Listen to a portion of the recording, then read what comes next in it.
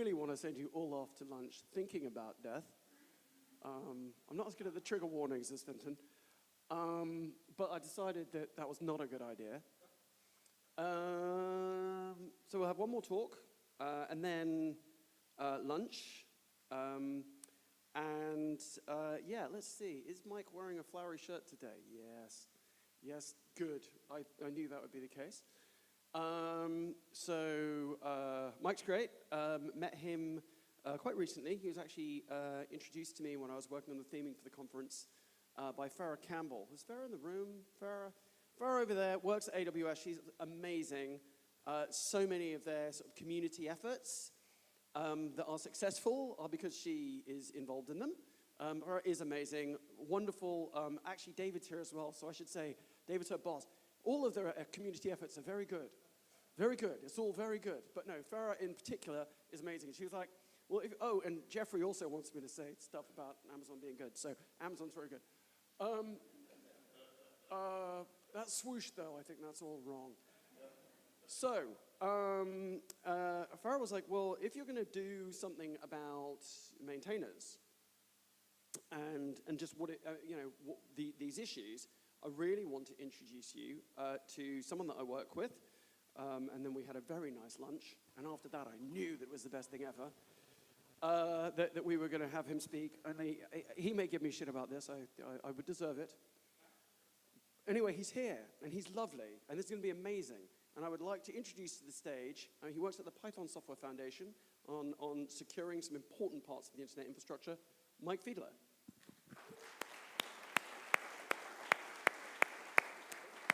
And I think that will work.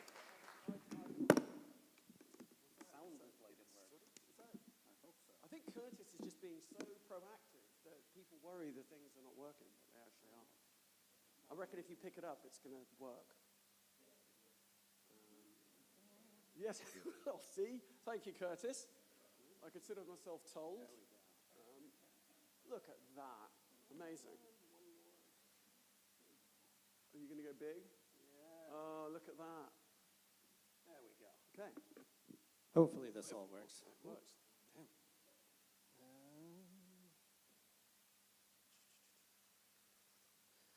Right. So thanks for being here. Every choice you make may lead you down a different path. A somewhat rebellious choice I made as a teenager in 1997 is probably led me to where I am here today in front of you. I'll get to that in a bit, but as somebody who's been in the tech industry for 30-odd years and an open source contributor, maintainer for about 15 of those, I've also been a volunteer roller derby referee for 17 years. That's a little different, isn't it? And I've had a wild and wide variety of experiences as a volunteer from that time that I'd like to share with you. Where I am currently is at the Python Software Foundation, as James mentioned, working on the Python package index, pypi.org. That's the correct pronunciation. Oh, thank you, yeah. Christopher's my plant in the audience there, thank you. I hope you find some of these stories interesting, engaging, informative, and I'd like to share some of the conclusions that I've come to, namely that volunteer sustainability is critical to the future of the tech industry, and I'll pose some thoughts on how I think we might be able to accomplish some of this. You've heard from many others, and you will continue to hear from others on what we can do. So hopefully you will be inspired to come up with some of your own conclusions and ideas. Before we really dive in, by show of raised of hands, how many folks here have used open source indirectly? So that's everybody here, because every device you have, you own, you use, every car is using open source somehow. How many use open source directly by incorporating into your projects, applications? A good group, right? How many of you contribute or maintain an open source project? That's a big amount. This is cool. And how many of you do this professionally full-time? Okay, so there's a smaller group, but that's really great. I want to get a sense of who's here and how much experience you have with volunteering as a whole. Open source powers the critical infrastructure of today. There's squeaks in the stage. There are research papers that talk about over 90% of all companies are using open source software. I'm not going to get into the nitpicky definition of what open source software is. It free OSS? Somebody else can handle that.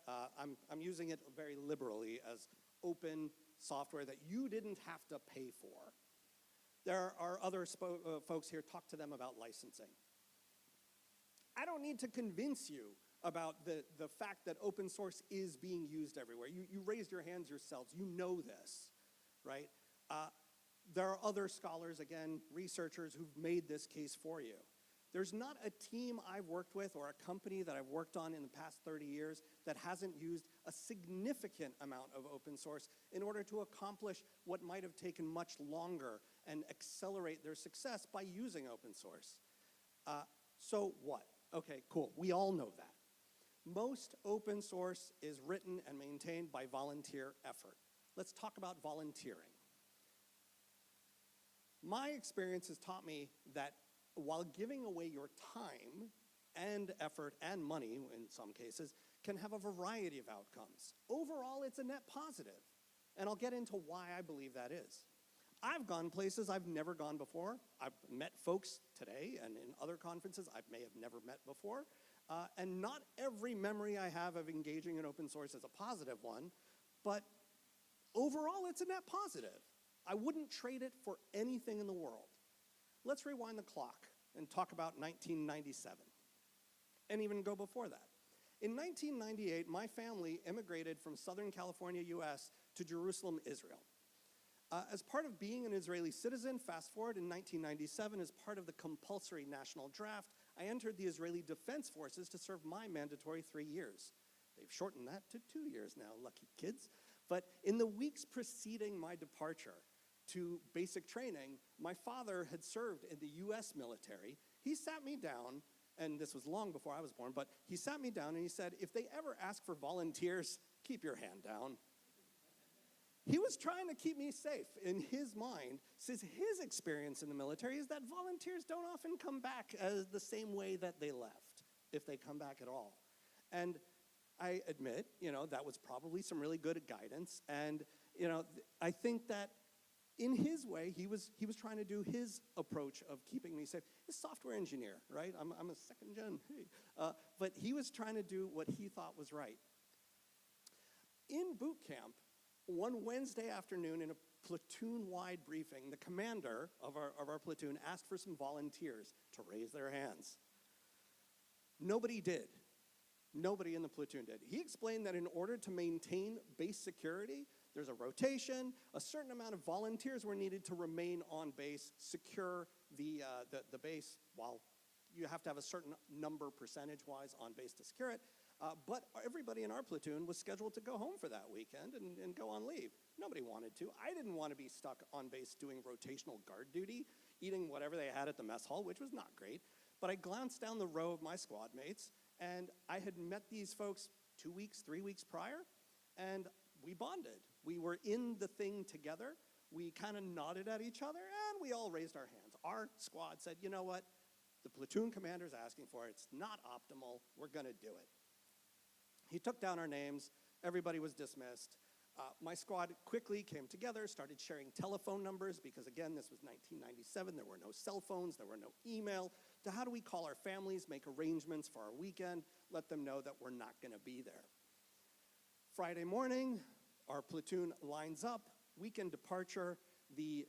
My squad got put on blast, right? The platoon commander was like, how dare nobody in this group raise their hands? How is it only these few? And he kind of just laid into everybody and then turned around and said, the folks who volunteered, we have your names, we know who you are, you're going home, everybody else is screwed and staying on base. I was hooked. This is crazy, really? I raised my hand to do something and I got a positive benefit? That was crazy. I wasn't expecting any of that. I realized that, by saying, okay, I'll do it, when it's not necessary, when it's not exactly what you expected, can have a really cool outcome. After I finished boot camp, I was assigned to the Air Force, the Israeli Air Force, and over the remaining 3 years, I volunteered for everything that I could.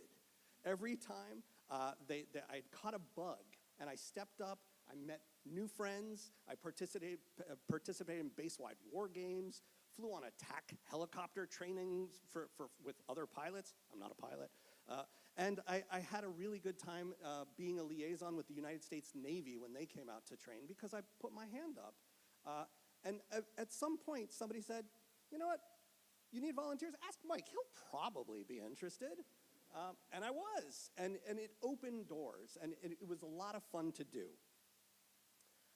I moved to New York City in 2007. I don't know anyone.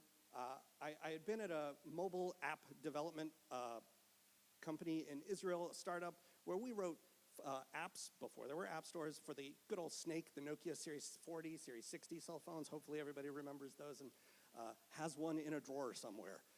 But I didn't know so many people because it's a new city. It's a really big city. It's scary if you don't know anyone. So I was looking for opportunities to meet folks, get involved. There's adult casual sport leagues. But a colleague had put up a flyer in the office kitchen saying, hey, there's roller derby next Saturday. Come on out and watch. And I was like, what the hell is that? I went out. I saw the game. I was like, okay, I do love roller skating. That's a lot of fun. So let me try out for the men's team. I joined the men's team very quickly after that as a player. I played for a couple seasons. But while I was part of the men's league, I also said, you know what? The women's league needs volunteer referees. So that's more skate time. I get to learn more about the rules. Let me step up. So now I'm volunteering my time, my effort as a league mate, as a referee. And then I kept doing that. I decided I liked the stripes better after a couple of years and spent more time. Since then, I volunteered at the first Roller Derby World Cup in Canada, the Men's World Cup in Birmingham, England, not too far north from here. And I volunteer as a technical associate at the Worldwide Association, and I hold a leadership seat at the Junior Roller Derby Association. I don't know how I have time to do any of this. But what comes always home to me is about the motivations. This is one of my first games, and I'm out there giving people the I'm watching you. It's scary, but it was a lot of fun, and the motivation factor is like, okay, Mike, what's in it for you, right? It's a lot of time.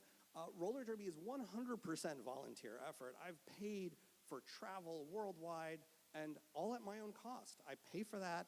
I pay for hotels. I had a fun border crossing at Canada where I'm coming in with my roller derby kit, and they say, why are you here? I'm here to officiate a roller derby tournament. So you're working? Do you have a work visa? No. This is all volunteer. This is for fun.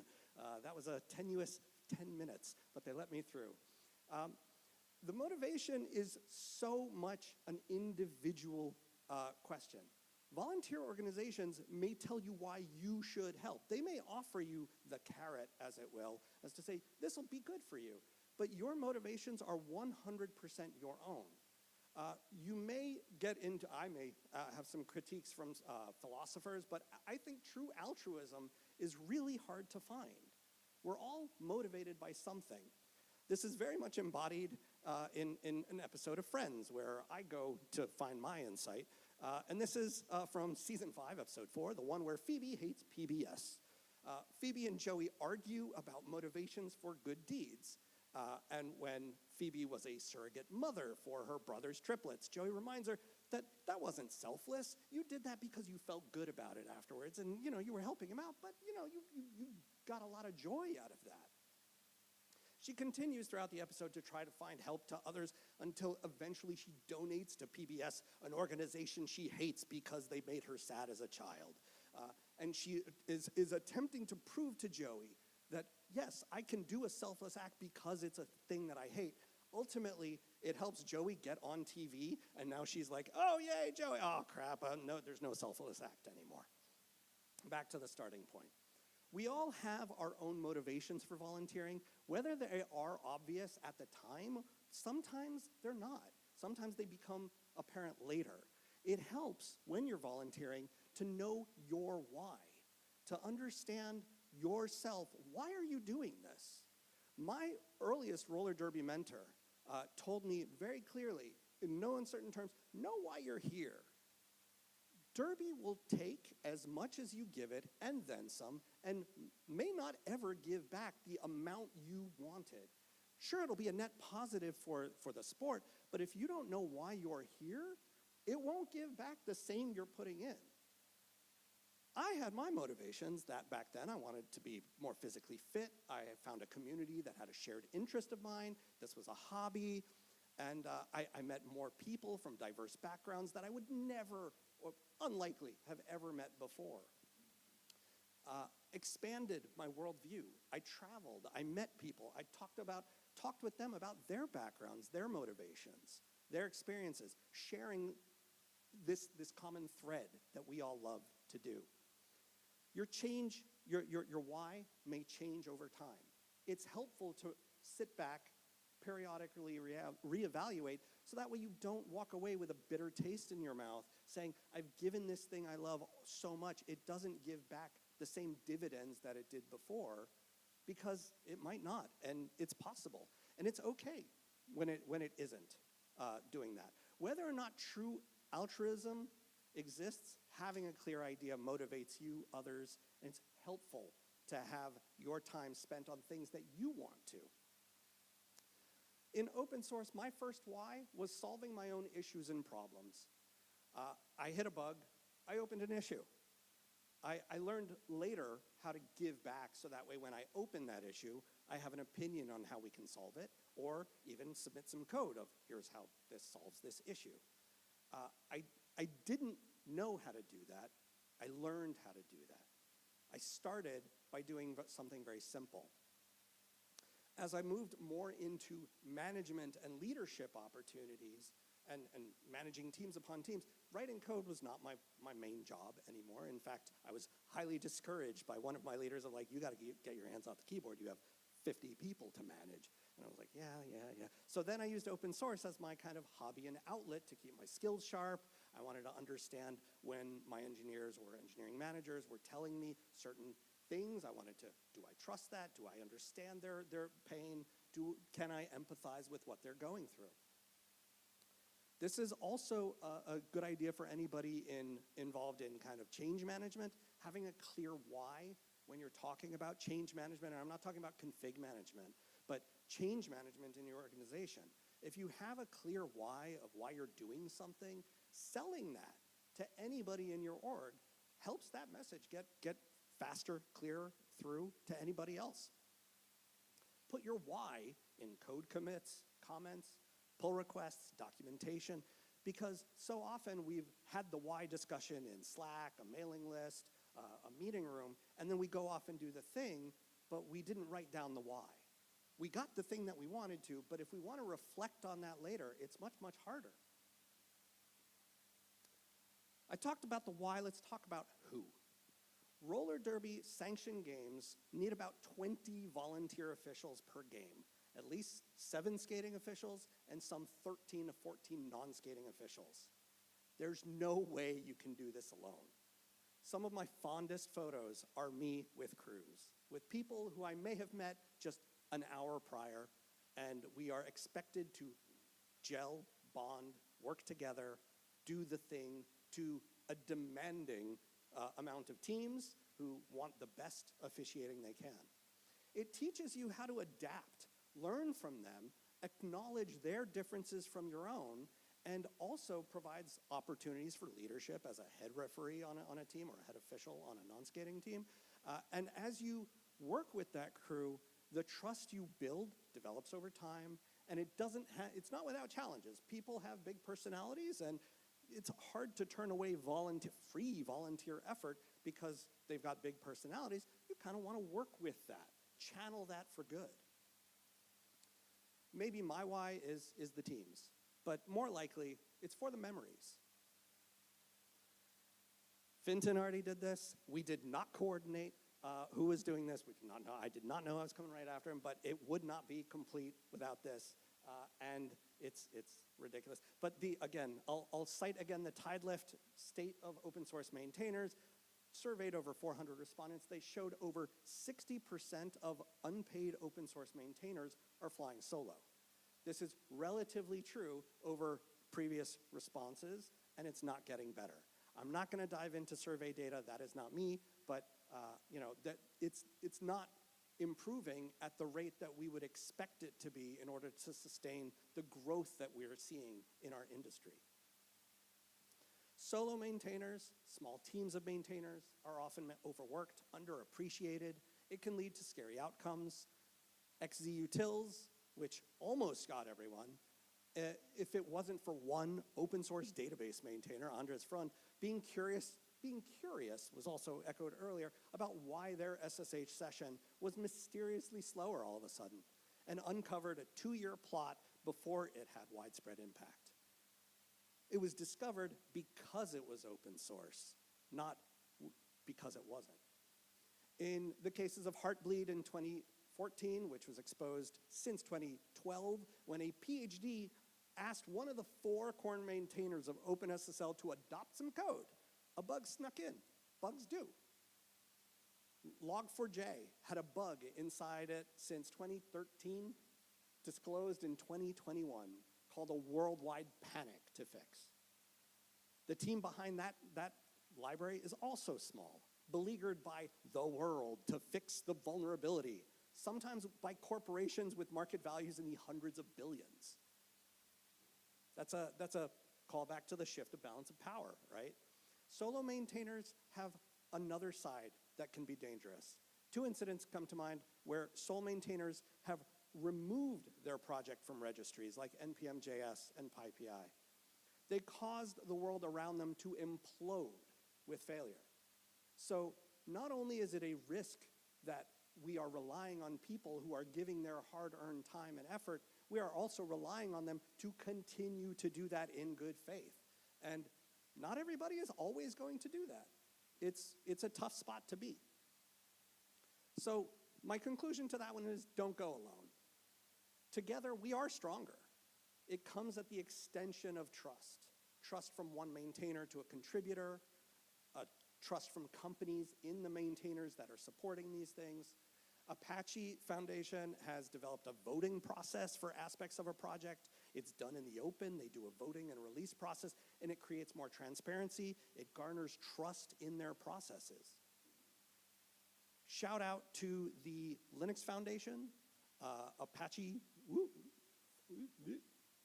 where is it? Apache Foundation, Python Software Foundation, and some of the other foundations that pick up maintenance of these important projects and infrastructure. But there's also non-foundation maintainer groups that are extending trust in another way. Groups like the Jazz Band or Django Commons or Wagtail Nest.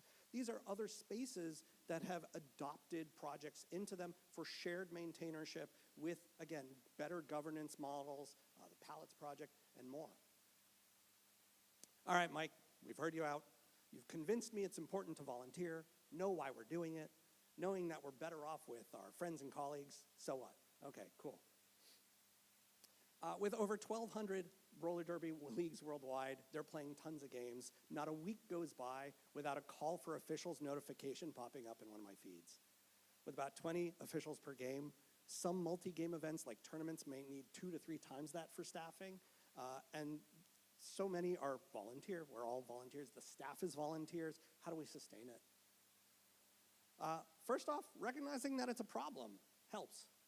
Like, we're not just walking through and saying, okay, everything is hunky-dory, fine, and everything will just continue. No, let's talk about the problems we face. We have some volunteers who are committed to doing more recruitment for new officials. They'll seek out, they'll publicize it, they'll get shout-outs at games, on newsletters, and looking for how to onboard these new volunteers, help with their training, finding practice time mentorship. So I become one of those, in-game mentors. A problem I've noticed is similar to a foundational problem in open source. If you do it so well, everybody wants you to keep doing it because you've done it, and they want you to do more. Our local league had somebody who was able to volunteer because he was financially stable, what is effectively a full-time marketing job for years. We had, probably 5 to 6 years, we had a full-time marketing role, which is unheard of in roller derby. And it wasn't apparent how much work he was doing. When he left, There was nobody to pick that up to continue because there couldn't. Who can just stop what they're doing and do it full time? One learning I've had from that is that if it's going to be load bearing, try your hardest to make sure other folks understand the amount of work that is being done, so that way they can understand, oh, this is an untenable workload. If this person leaves, there's a lot to do here. Write down your processes, your contact information, who you talked to last week, things you'd consider critical for someone else to pick up where you left off. And when you decide to leave, for whatever reason, find a graceful way to pass the torch, baton, stopwatch, whistle, to the next person. It's okay to leave. You're a volunteer. Do it for what is motivating for you. Move on, explore exciting new things, and that's true in open source as well. Circling back to the Tidelift survey, it also talks about the 60% of unpaid project maintainers are solo maintainers, placing a greater burden on what is already an overextended individual. There's a Register article that reviews the survey and talks about the respondents, specifically about how we're aging. Again, thanks to FinTen laying that out for me. Boo. I don't need to show charts. But it's true. I've got plenty of gray hair, and it's getting grayer by the day because I deal with security all the time, and that's not fun. But luckily enough, now I get paid to do it. I'm not volunteering anymore. So the Tidelift survey notes that over 80% of maintainers would prefer a predictable monthly income over a lump sum. Because folks are always like, okay, how do I help? I'll throw money at the problem. Yeah, okay, predictable. We all love predictability. That's the name of the game for stability. I love getting a regular paycheck. One-off donations help. Having a regular cadence relieves some concerns. Allows folks to consider how and where they spend their time. As a maintainer, set the expectations for your projects and libraries. How folks can help you. Source code systems like GitHub, GitLab support placing a contributing file in your repository, highlighting to new interested contributors what you can do and how you can help out. There's even a website, contributing.md, that has a helpful starter and a generator for you to try out. As a contributor, read these documents. Somebody put them there. Read the README. See if this project has a desire for contribution. Nobody wants you to kind of just fly by and drop a whole bunch of issues on them. From a company's perspective, keeping the projects you rely on sustainable is critical. There's a few ways I can think companies can help out, and it isn't opening a bunch of issues or having the rest of your team come up and add their +1 to issues, right? That's not how. Get involved. Play the game. It's a fun game. It can be a whole lot of rewarding and fun. Play it. Get involved. I know it can be challenging for some companies to dedicate significant resources, but you're getting all of this stuff for free. So give something back, right? I'm not saying you have to give a 10% tithe or anything like that, but do something. Dedicating staffing to full-time maintainer work is possibly the best move you can make. Talk to your open source program office, OSPO, if you don't have one. There's really good resources online on how to kickstart one. I think GitHub released a new one like last week. So there's really good stuff there.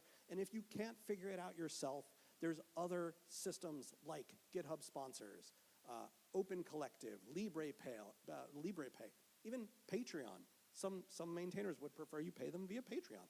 I was researching, and I found one person using OnlyFans. I did not click. Again, if you can't do it yourself, give it to people who can. The foundations, we're talking about them. There's the Linux Foundation. There's the Open SSF, which is focused on security. Alpha Omega is focused on how to make all of that security work both critical to now and then long-term sustainable and scale. Python Software Foundation, where I work, the Apache Foundation, all of these places are great ways to help this work. I'm here because my role started out as, dance time, yeah. My role started out as funded as an experiment by Amazon Web Services. They said, what would happen if we threw money at the Python Software Foundation to work on security for PyPI? Let's see what happens. And I put in my application, and I got the job, and I went through an interview process. I did it. And part of the job is not only working on the security, but again, echoing back, providing that transparency of this is the work that we've done. This is the impact it's had. Let's share that story, show the impact, help folks understand that we can turn, our foundation can turn money into value for you. My final point is, as a volunteer, you've spent your time, energy towards something you didn't have to do. In roller derby, I've had teams say thanks by ensuring officials have a clean locker room, some snacks, hydration drinks. After we go to an away game, I've received really nice handwritten cards just saying thank you with thoughtful messages. Sometimes it's been a simple card with a thanks and a $20 bill. I'd usually had spent much more in getting there, but it's the gesture. It's saying thanks. I'll value that more than the dollar amount. As a volunteer coordinator or project maintainer, thanking people for their contributions is important. It's a really small thing that pays off more times than not, and it costs us so little. When I successfully got a contribution into the Postgres database, the world's most advanced open source database, they sent me a challenge coin in the mail to say thanks. It's a hard process. It's worth it if you need to contribute to Postgres. And then saying thanks that way is really cool. I have that. I will treasure that coin. I don't have it on me. But after my first contribution to pypi.org, before I was a maintainer, the maintainer at the time just said, thank you, and then asked me if I wanted to try another. He teased me in, drew me in, hook, line, and sinker. And then after that one, oh, you seem to be interested in this part of the code base. Here's another issue. And he reeled me in like a fish, and I ended up working here full time. For a more concrete perspective, a report from Harvard Business School titled The Value of Open Source Software, published in 2024, estimates that the supply side value of widely used open source software is in the 4.15 billion US to rewrite or reproduce. And that's a lot of money. I don't have that kind of funds, and no company wants to outlay that, to rewrite everything they use in open source into their own. The demand side is so much higher, valued at 8.8 trillion US. So if you had to pay for all the open source software that you're using today, you'd have to pay far upwards than that. That's an estimate purely based on inaccurate data because we can't see everything. It's not all open, and that's fine. But you might have to pay for all that. So saying thank you is worth some $8 trillion for free. That doesn't seem hard, does it? So just to recap, volunteering can be awesome, right? It can pay off dividends. Know why you're doing it is so important. And, you know, don't do it alone. Groups, we're here together. We are not alone. Sometimes it feels like we're alone, but we're here together. So meet somebody, say hello, meet a new friend, and then make a connection, sustain it after the conference. And then you've built a bigger connection, a bigger network. And then say thanks, because it's so easy to do. On that note, I'd like to say thanks again to the open source program at AWS for making my original thing possible, and for RedMonk for throwing this cool conference, all the volunteers here or staff that are working, and everyone else I've forgotten to. Thank you.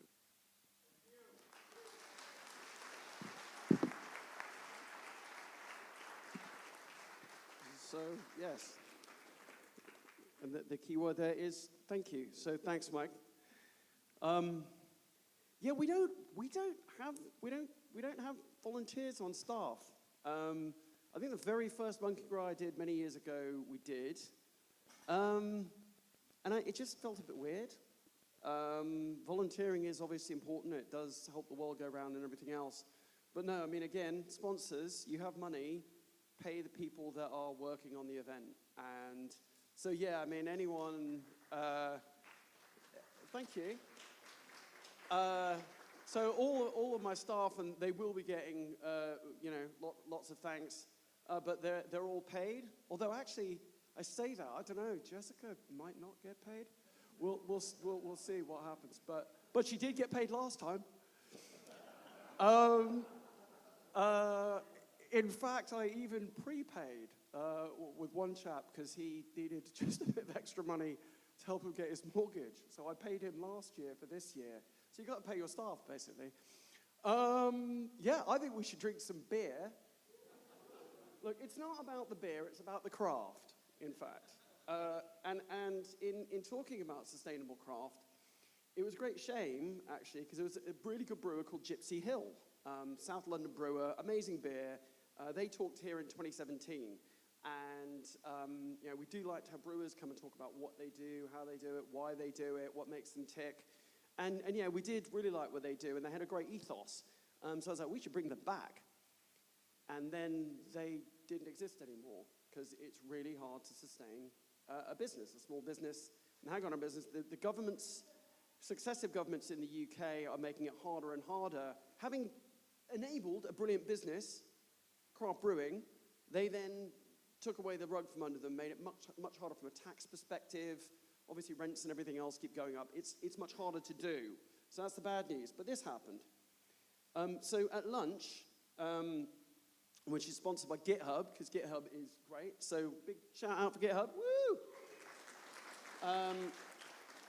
We're also featuring a beer for those of you that are beer inclined. We also have some amazing wines, because the aforesaid Jessica insisted we have much more wine this year. So any wine drinkers? Oh, Farah is yep. But lots, rehydrate, lots of non-alcoholic drinks as well. Very important. So Drop Project in Mitcham, South London. We're featuring their beers at lunchtime. And so they got back to us, and unfortunately they weren't able to come and speak today. But they said the green mandate has been central to everything we do. With an eco-conscious mindset, we're attempting to create as little negative impact on the world as possible when brewing. Our spent grain is recycled into local agriculture as animal feed, and we recently reduced our CO2 usage in the brewery by 90%. We've invested into a nitrogen generator, harvesting, and I don't understand how this works, but they harvest something from the air, so that's good. And our own keg, so yes, that does make sense. There's a lot of bad nitrogen. Yeah, okay. NO2 is not good. Yes, okay. So at our own keg fleet, I had to think about that. Reusing steel every day, topping it all off, all our beer is delivered directly via our electric van fleet. None of the bad NO2 again, so well done. Since inception, we've also had a one tree, one brew policy where we committed to planting a tree for every batch brewed. And Joe, one of the founders, used to work for Gypsy Hill and delivered the beer to Monki Gras in 2017. So that is sustaining craft.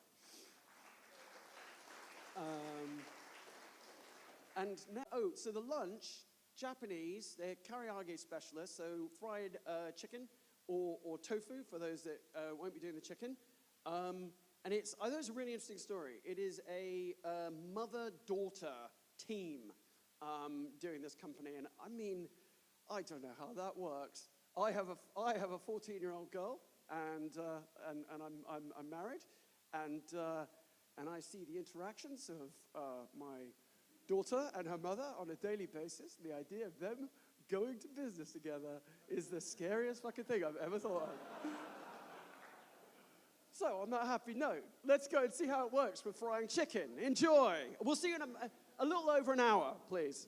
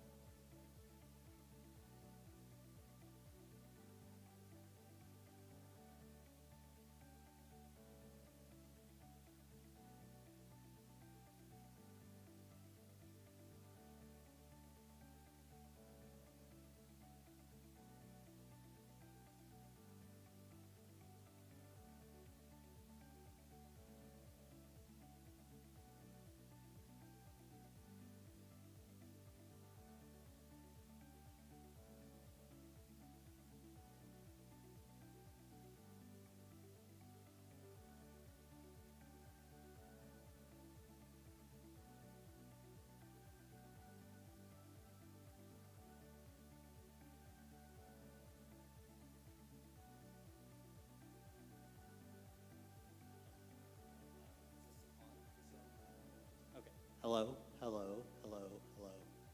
All right, I'm good.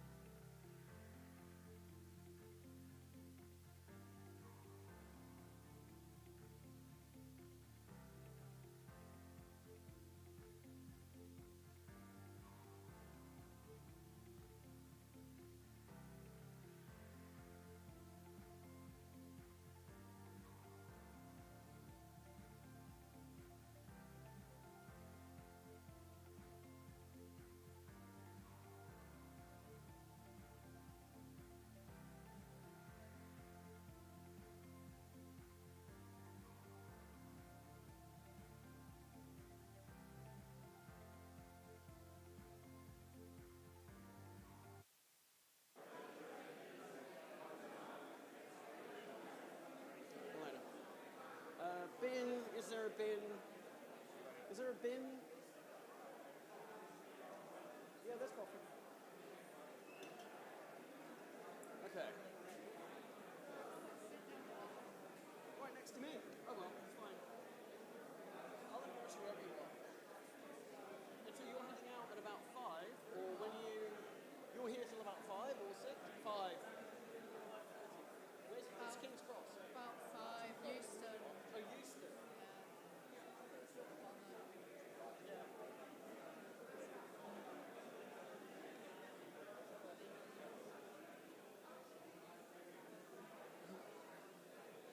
Okay, we are back in the room. Yeah, thank you, Chris. Love that for me. Yeah, nice. So, one of the things about craft is it's not always fast, as we just discovered at lunch. So I thought the food was great. Everyone else? Yeah, good food. I thought Ocean and her mum smashed it, but it was a craft pace, which means, as you know, of course, we're on monk chips time, so it'll be fine. We'll work it out. Did all this sort of housekeeping this morning. Lovely sponsors. Special thanks I get. So GitHub and Neo4j, the beer and the lunch. That was all amazing. So shout out to GitHub. Love it. And Neo4j. So one of the things that I think about a lot is sort of pathways into tech. You know, some of the, as we heard about this morning, some of the sort of the rubric around AI. You know, there's, I mean, obviously there are lots of dickheads on the internet. We know that. But they're saying things like, I'm never going to hire another junior software developer. And you're like, well, it's like, I don't need them anymore because I have AI. I'm going to put it on LinkedIn. And you're like, fuck off. But that is what they say. And there's a lot of that sort of rubric on the internet. I mean, the funny thing is that terrible American accent is that actually I'm American, but high-functioning, seemingly. So, seeming Brit person. Yeah, yeah, I actually recently applied to do the quiz to become a British person, which, listening to me probably is a surprise, but it is true. I am an American. Oh, yeah, I am. I admit it. It feels like an AA meeting now. I didn't vote for him. Yeah, no, that's true. Although the senators from the state I did vote in, which is New Hampshire, are not very good either. Anyway, enough politics. So, pathways into tech, very important. We heard a bit and saw some data this morning about graying out and sort of the fact that, put it this way, look, it's a joke on the internet, but we are seeing and have seen over the past couple of years, we've seen layoffs in tech, the pathways are harder, and you know, frankly, as an industry, you're not sustainable if younger folks can't find a route in and can't do the work. You know, I think that's super important, so that's one of the themes. I guess on that note, I'm going to introduce someone who I think is a really interesting pathway, sort of, or just career already, it's an impressive story. So I'd like to introduce Alex Zenler, CTO of Edera, to the stage to just talk about how she got here.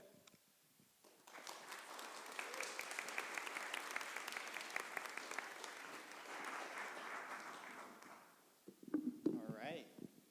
Well, hello everyone. I'll get my slides going. All right. Everything should be. Yay.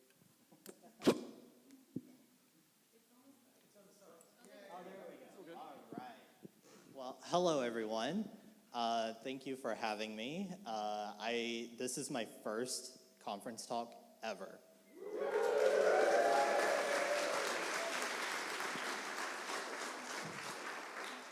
So I was on the Red Monk podcast with Rachel.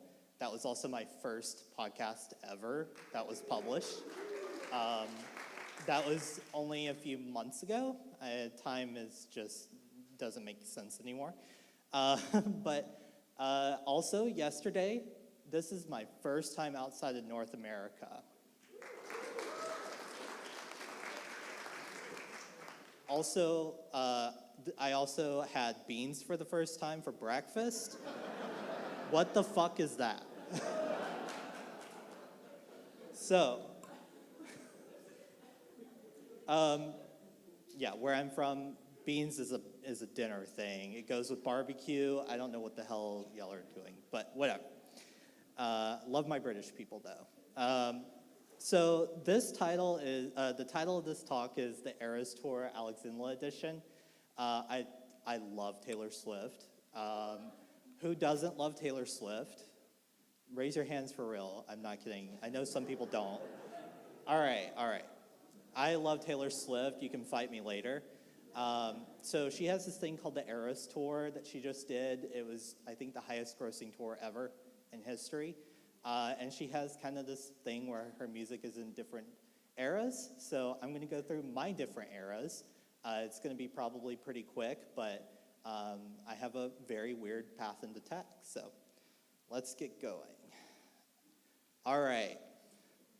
Who here knows what Alabama is? All right. Alabama is a state in the southern U.S., very historically known for being part of the civil rights movement. A lot of the civil rights movement started or events happened in Alabama. I grew up in a small town there. It's very poverty-stricken. You don't find a lot of people who leave the state, let alone leave their county. And for me, it was insane getting to leave for the first time and seeing that the world is not all the same in farm towns and everything. My parents were educators, so both of my parents worked in public education. My mom was a guidance counselor, and my dad was a professor / IT person. I got into tech because I used to go with my dad to his school on the weekends. And there's no students there, so I spent all of my time messing with all of the tech in all the classrooms, probably breaking everything for all the teachers on Mondays. But think smart boards, think little tablet slates, PDAs, those kinds of things. I got my interest in tech from messing with that kind of stuff. And I kind of grew a passion for it. I would break computers all the time there. My dad had to fix them. But I kind of became enamored with tech. And as a great example, and you'll find out later what I do today, I worked with VMware stuff. I had a VMware cluster, and that's when I learned kind of hypervisors and stuff like that. And I got that from my dad's school. Alabama does not have resources for people in tech. My school had a class for learning Microsoft Word. That was the extent of tech classes in my school. This is very sad, and it's not that much different today. If there's people in here, some of the sponsors, please do what you can to help that situation so that kids like me have more resources for stuff like that. But yeah, Alabama is an interesting place. You'll see here, I have age range. I lived there for most of my life, but these are the kind of fundamentals of how I got into tech. Let's talk about open source. My first computer was a hand-me-down. Ironically, the only time I've ever done public speaking is reading the Bible at church. So thank you for this venue, because it's like the most comfortable venue for me. I've done public speaking only to probably about this size of crowd in a nearly empty church, very large church. The reason why I say that is because a church member wanted my dad to fix a virus on their computer. My dad couldn't fix it, and the person said that I could keep the laptop because the data couldn't be recovered. That was my first computer. I had no money for Windows. So I got into Linux, and it probably won't be surprising to most people that open source really appeals to people who do not have resources or money. My poison was Ubuntu. That's how I got into Linux. And I did packaging for Ubuntu as a kid. We are literally talking when I was 9 years old. This is probably one of the younger stories you will hear of people in open source. I think it is important for people to realize that kids can join communities in open source, and we should be encouraging of that. If there's anything I want people to take away from my story, it is that any person can do almost anything, and you just have to put your mind to it. And that means allowing people like my 8-year-old self who had no social awareness into IRC communities was where I was, and that's how I got into Linux. And it kind of hooked me on tech, even more than I already was. So I did packaging, I like to call it sysadmin type work, shell scripts, things like that. Then came this little game called Minecraft. Minecraft literally changed my world. Minecraft was a community on IRC that had lots of modding stuff. And it turns out that having a place to visualize programming is a really good way for kids to get into tech or into programming. So I started making Minecraft mods. If you know about Minecraft, you might know a project called Minecraft Forge. I ran a mirror for Minecraft Forge. I was involved in the community. And I spent a lot of time, basically every day after school, working on stuff like that. Because of my time in Minecraft, I found other kids like me. And those people ultimately became some of my best friends. And that community building, I think, when we think of kids on the internet, we like to imagine that they're just talking to 40-year-olds, which, to be fair, I did that. But there are other kids on the internet, too, and I connected with them. And I looked for people that were like me, interested in tech. My best friend till this day is actually someone I met from Minecraft IRC, Espernet. If you know anything about IRC, you might know that. Minecraft got me interested in programming. I learned Java. I literally learned Java from people over IRC. IRC is a common theme. A lot of my open source projects in my early days were IRC bots. I was doing chat bots before they were cool. I was doing Markov chains, feeding all of my IRC stuff into it and making it say things. And that was really what kind of got me into understanding and just believing in tech. Something that's weird about open source that I don't think a lot of people think about, especially for kids, it is the best way to network with people. And by that, I mean, there was this thing called Google+. If you were a Googler, I probably had you in one of my circles. I used to find every Googler I possibly could and follow them on Google+.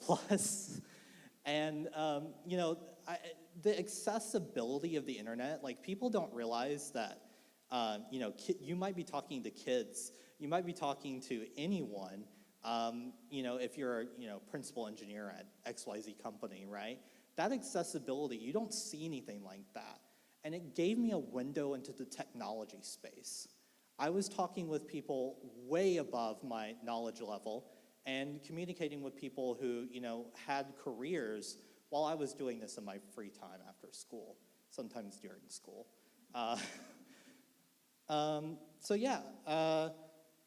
My next era is the Google era. I was a Google fangirl. Google stood for something. I think in 2011, 2012, it really stood for like open web, and I thought that was super cool. And my interest in like kind of Ubuntu packaging also kind of led me into, in 2011, kind of the advent of Chromium OS and Chrome OS, and this idea that you could have an operating system that ran the web. And that kind of just really got me interested in Google and what they were doing in their open source projects. So I got deeply involved with it. I contributed various things when I was 10, 11, 12. I made the mistake of posting my age on the Google group for Chrome OS. What I didn't realize is that if you are under the age of 13, you are not allowed to have a Google account. This resulted in a message from a community manager at Google. The message was, "What's your home phone? Google wants to call you." What resulted was a call from a Google lawyer to my parents' home phone. And what they told me, and there was also a community manager there, it wasn't scary. It was just like, what is happening? And basically what happened is they took away my Google account. But in exchange, they paid for me and my father to go to Google I/O 2012. So that was my first real time outside of Alabama, where I got to go to San Francisco and really see the tech industry. I paid $0 for any of it, and at the end of the day, I got a Chromebox, and that ultimately became my dev machine going forward. And some of the linearness of this is complicated because a lot of my Minecraft development also happened in like the Google era, but it's kind of hard to like intertwine it. That ultimately became my dev machine. And with that, I got involved in, so at that conference, I learned a little something about a language called Dart. Does anyone here know about Dart? Raise your hand. You see, when I was doing this, probably 2 people would have raised their hands. It was very fledgling. It was Google's attempt to kind of replace JavaScript. That was what it used to be. Dart was very fledgling, very small. Not like, I think the pub package manager had like a few hundred packages, and a lot of them were like auto-generated Google API stuff. And I created some of the like core libraries that a lot of people based some of their initial Dart projects on. And so I kind of got involved in like building packages like that. And one of those packages was a event bus package. And it turns out that event bus package got popular. So this was when I was like 13 years old, roughly. That package ended up being used by this IoT company based out of Oakland. One day, I get an email, and the email says, "We would like for you to work for us." My response, well, first off, I was like, looking back, I would have been like, oh, it's spam. Like, I would have thought it was spam. For whatever reason, I replied, and I said, I think I had just turned 14 when this happened, like literally that day. I replied, I'm 14, thank you, but I'm 14. The response was, and I can't believe this, we know you're 14. So long story short, I joined a startup at the age of 14. I had a Skype call with the CTO of that company. The company name was DG Logic. And basically I started overnight. I think it was 1 a.m. local time when he was like, you have the job. So the next day, I started working. And it turns out, so I was never great in school. I was the ADHD kid, overachiever, know a lot about tech, but don't care about homework kind of person. And this did not help. So to put it mildly, I did not focus on school whatsoever. When I was working at that startup, I was working on like IoT visualization technology. And I would do that during school. I had an art class. I don't think I ever heard a single word that the art teacher ever said. I was on my laptop all day. And Cloud9 IDE is actually the thing I was using, if you know what that is. It was the easiest way to do development when the school didn't block it, basically. So yeah, I worked for that startup. One of their clients was Google. Now, there's an interesting question that I've always wondered. Google gave me the opportunity to go to Google I/O. It probably won't surprise anyone that I never really, or anyone that knows Google, that I never really stayed connected with people at Google that did that. And that's just because Google is an organization that evolves, right? People move around and that kind of thing. But I found an in. I became a TVC at Google, a temp vendor contractor is what that stands for. It's their version of basically someone who is not an employee but does contributions. And I was involved with Google Fiber and some of the other kind of like edge data center monitoring stuff. And so I kind of found my way back to Google, even though it left me, if that makes sense. Yeah, so I continued my way working for Google for quite some time. Basically, I worked in different startups. The startup that I started at got acquired. And so I ended up going somewhere else. And then I did college for a time. So when I graduated high school, I had this like moment where I was like, I didn't have a childhood. I pretty much worked my entire high school career, and I barely made it. Alabama has compulsory school. You cannot, under any circumstances, basically not go to school. You have to go to school until the age of 18. There is no way out of it. If there was, I probably would have taken that option. Anyway, the interesting thing is that I realized I didn't have a childhood, so I wanted to, take a moment and slow down.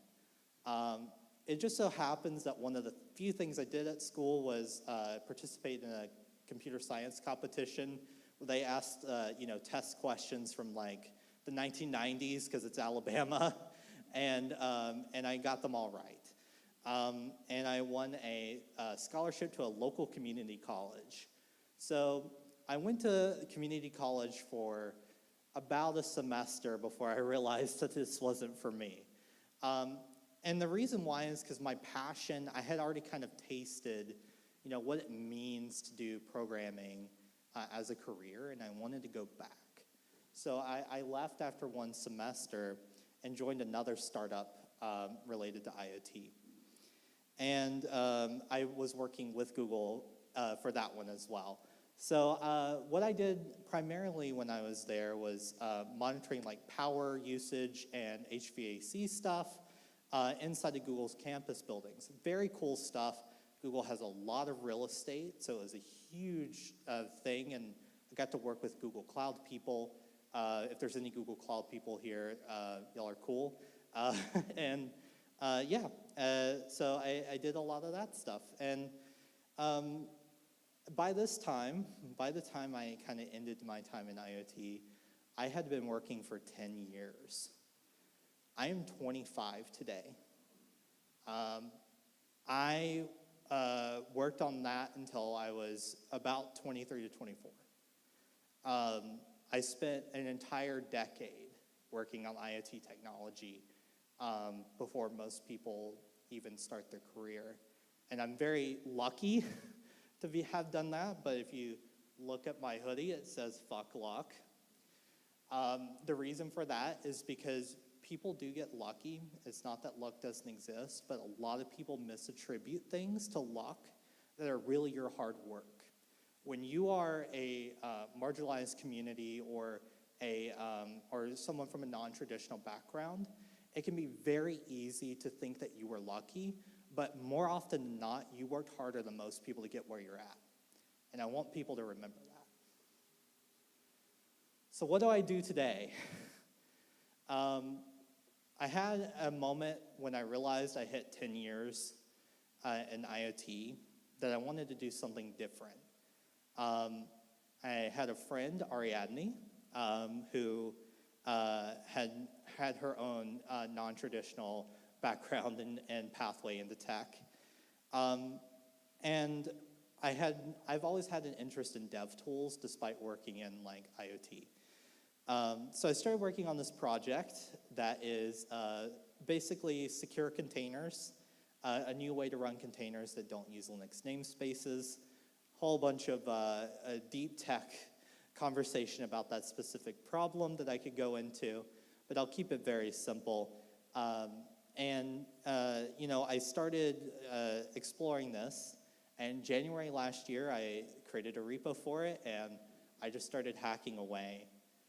2 months later, I had a demo, and Ariadne and I decided to jump ship and start a company together. We didn't have no idea what we were doing. We were, engineers. And I thank everyone, I thank, the world for what happened next, which is Emily right here, who basically found her way to us and asked what we were doing. And she's a very experienced business person, and she became our CEO. And the rest is being written right now. So I am the CTO of Adera. We build container isolation technology. And this year has been a lot of firsts for me. And this is my first conference talk.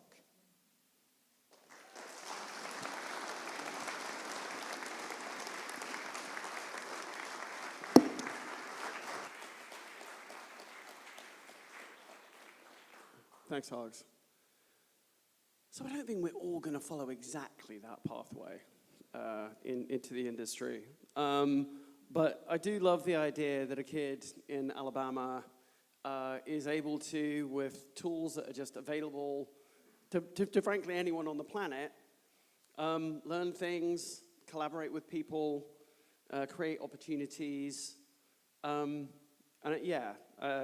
Fuck luck, yeah, maybe. There's probably some things other than luck built into that, but I think Louis Pasteur said chance favors the prepared mind, and we do have tools to collaborate in a way that we never did historically. So much though some of the pathways seem harder than they did, the opportunity to do great, impactful work, I don't think has.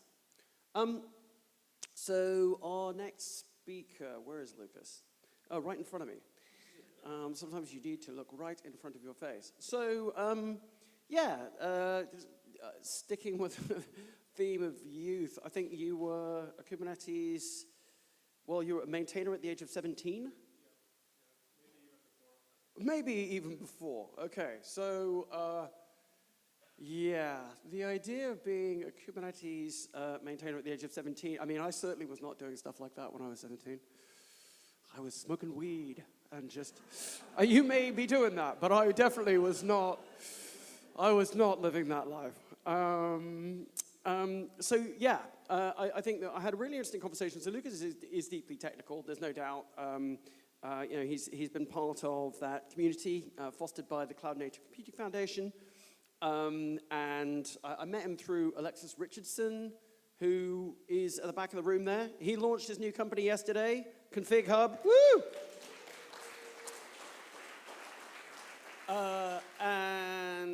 He introduced me to Lucas a while ago, and it really is like, yeah, it's a lot. Anyway, you'll hear Lucas. In fact, you won't hear his story. He's not going to tell his story. But you'll learn something. So I should get off the stage and hand it over to Lucas Kaldstrup.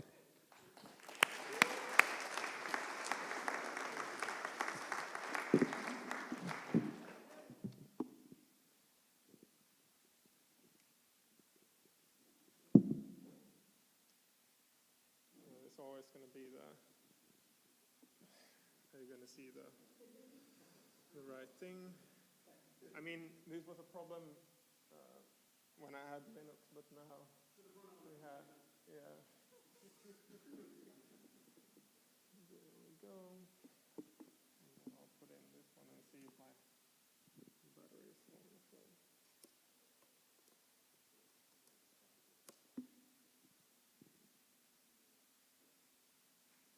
The Wi-Fi seems a little bit slow, but I'm trying to use my phone hotspot. And it's also downloaded, so it shouldn't.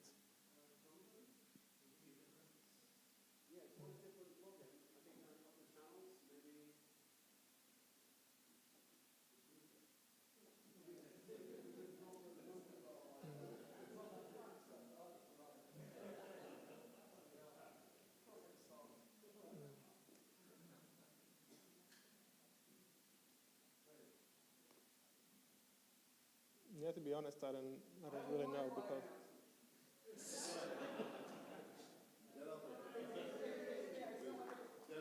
Okay, that.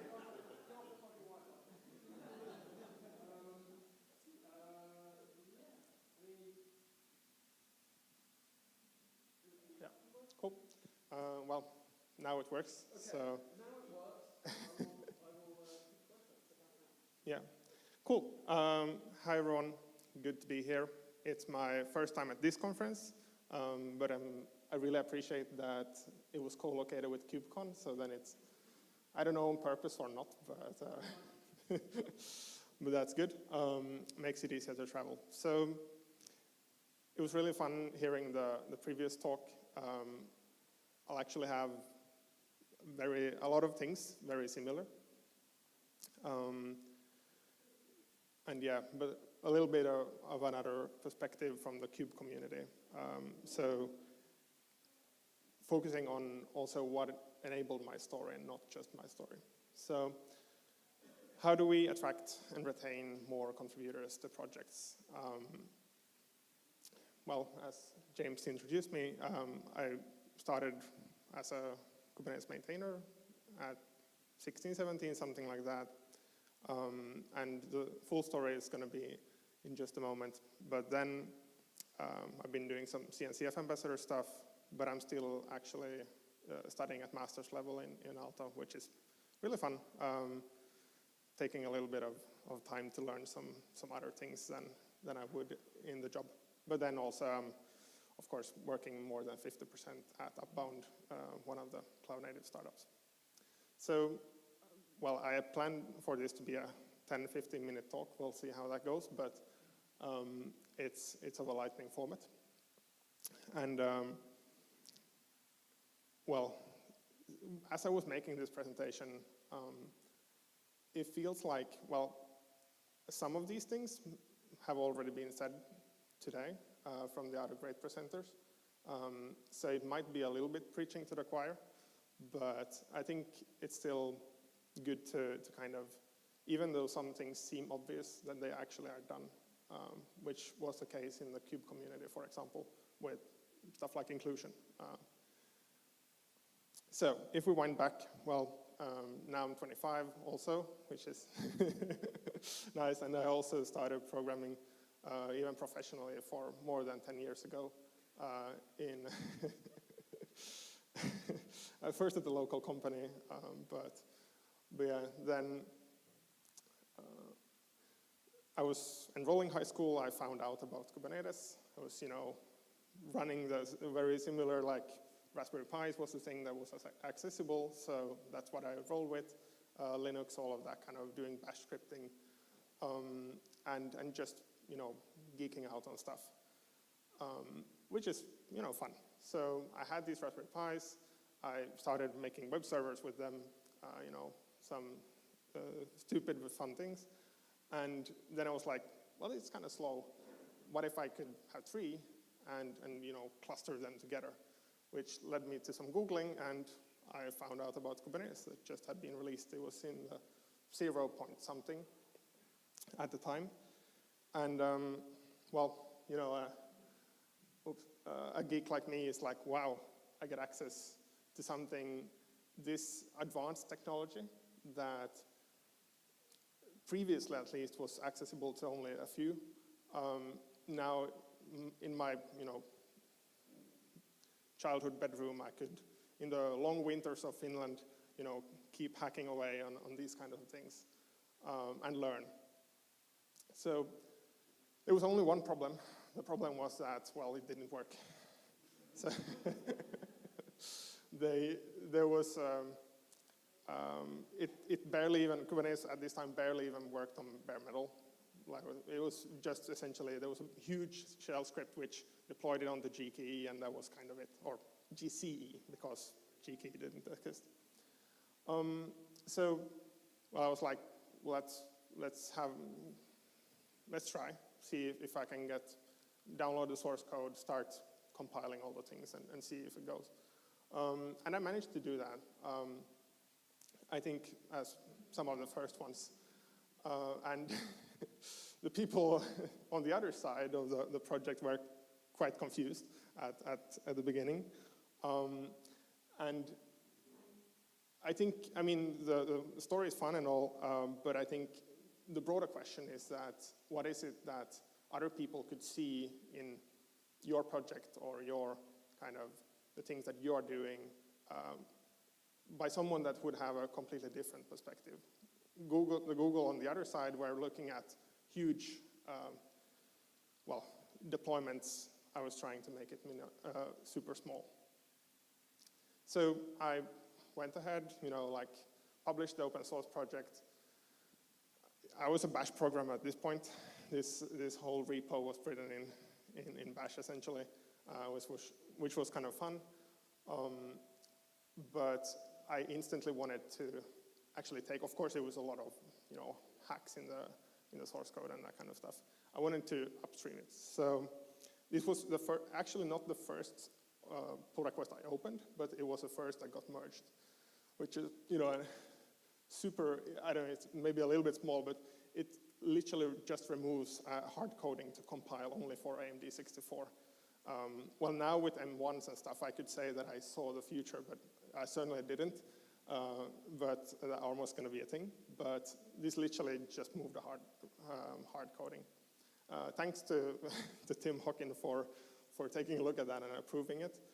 Later, as a maintainer, I know that these kind of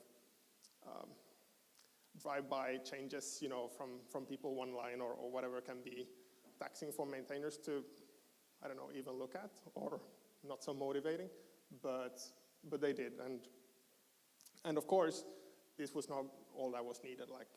Needed half a year of effort and lots of design proposals and that kind of stuff before it was all done. But it was really, really important that one line change got merged in the beginning, because if it wouldn't, I'm pretty persistent. I would probably tried harder a couple of times more, but in the years, this has kept me going for 10 years now, and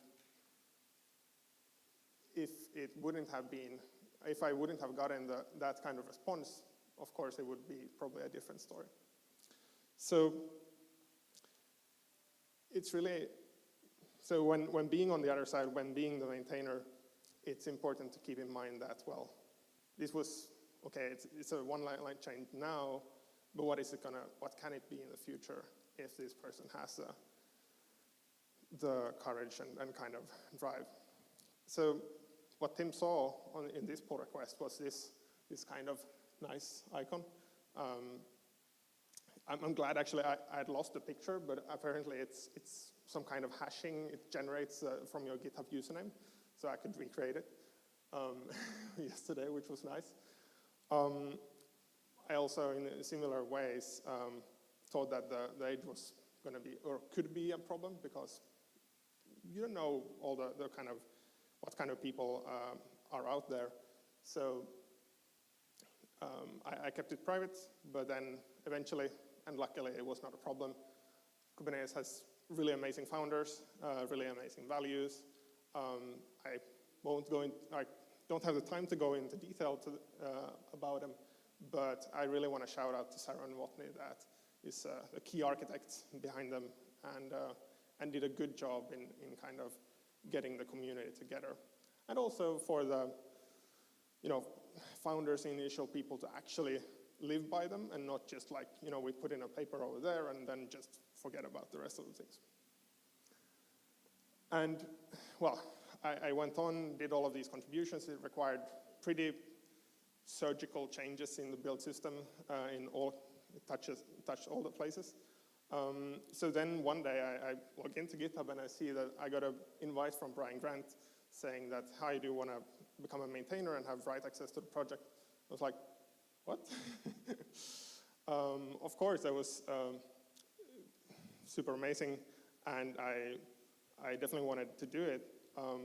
But I think I was as surprised as he was when he later found out that I was actually 16 or 15 when I started.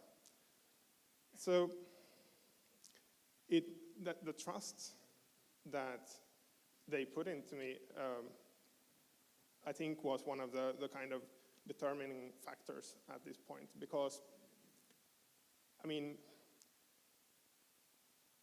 if I would just have contributed a feature and then, okay, Kubernetes works on ARM, cool, I'll go on and do the next thing. And that would it could have been where the story would have ended. But now it was like, well, we see someone doing good things. Well, I barely knew Go. My English was pretty poor, and I had no CS degree, so I wasn't formally qualified in any way. But they saw that I had the drive and was interested in doing these things. Putting that kind of trust in me is definitely what kept me actually for a decade and hopefully much longer in the community. Otherwise, I might just have contributed a feature and went on to the next thing. Of course, today, this kind of Brian Grant, inviting to become a maintainer, that kind of stuff, was more ad hoc than it would be now. Now we have more formal processes and ways of growing contributors in a structured way in the community.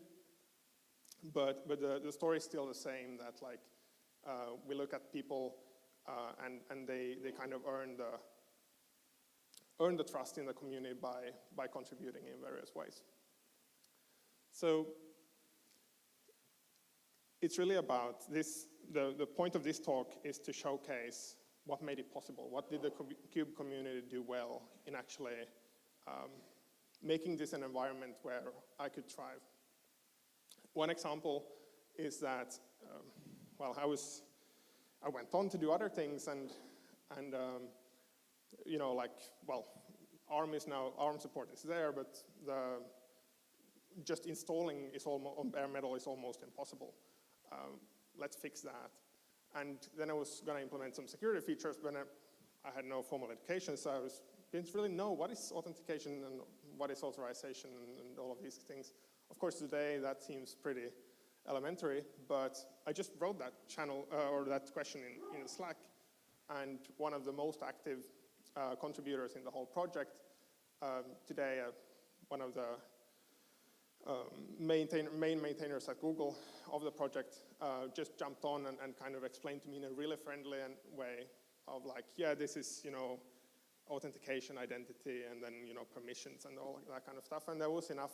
Of course, today you would maybe ask just ask the AI that, and be done with it. But this was before that. But also that human touch and him kind of helping me where I was stuck and showing me that here is where to find more information was really one of the defining things. And then, as already was mentioned here, then I met Alexis, and he saw the passion that I had.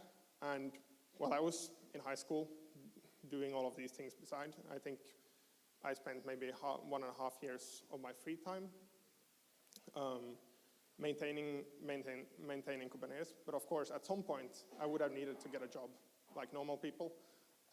So being able to, then work for WeWorks in a way, on open source Kubernetes, but also in a way that, was aligned with my studies and then kind of flexible enough that I could actually take up on offer was really crucial. I did get a email from a Google recruiting person as well, asking if I wanted to join, but I also had to say the same thing. Oh, I'm 15, I can't relocate to the Bay Area right now for this full-time position that you're hiring. So that really was also, one of the important things, and that is to say that, there's, of course, I now list 2 examples, but of course there's like tens or not hundreds of these people. So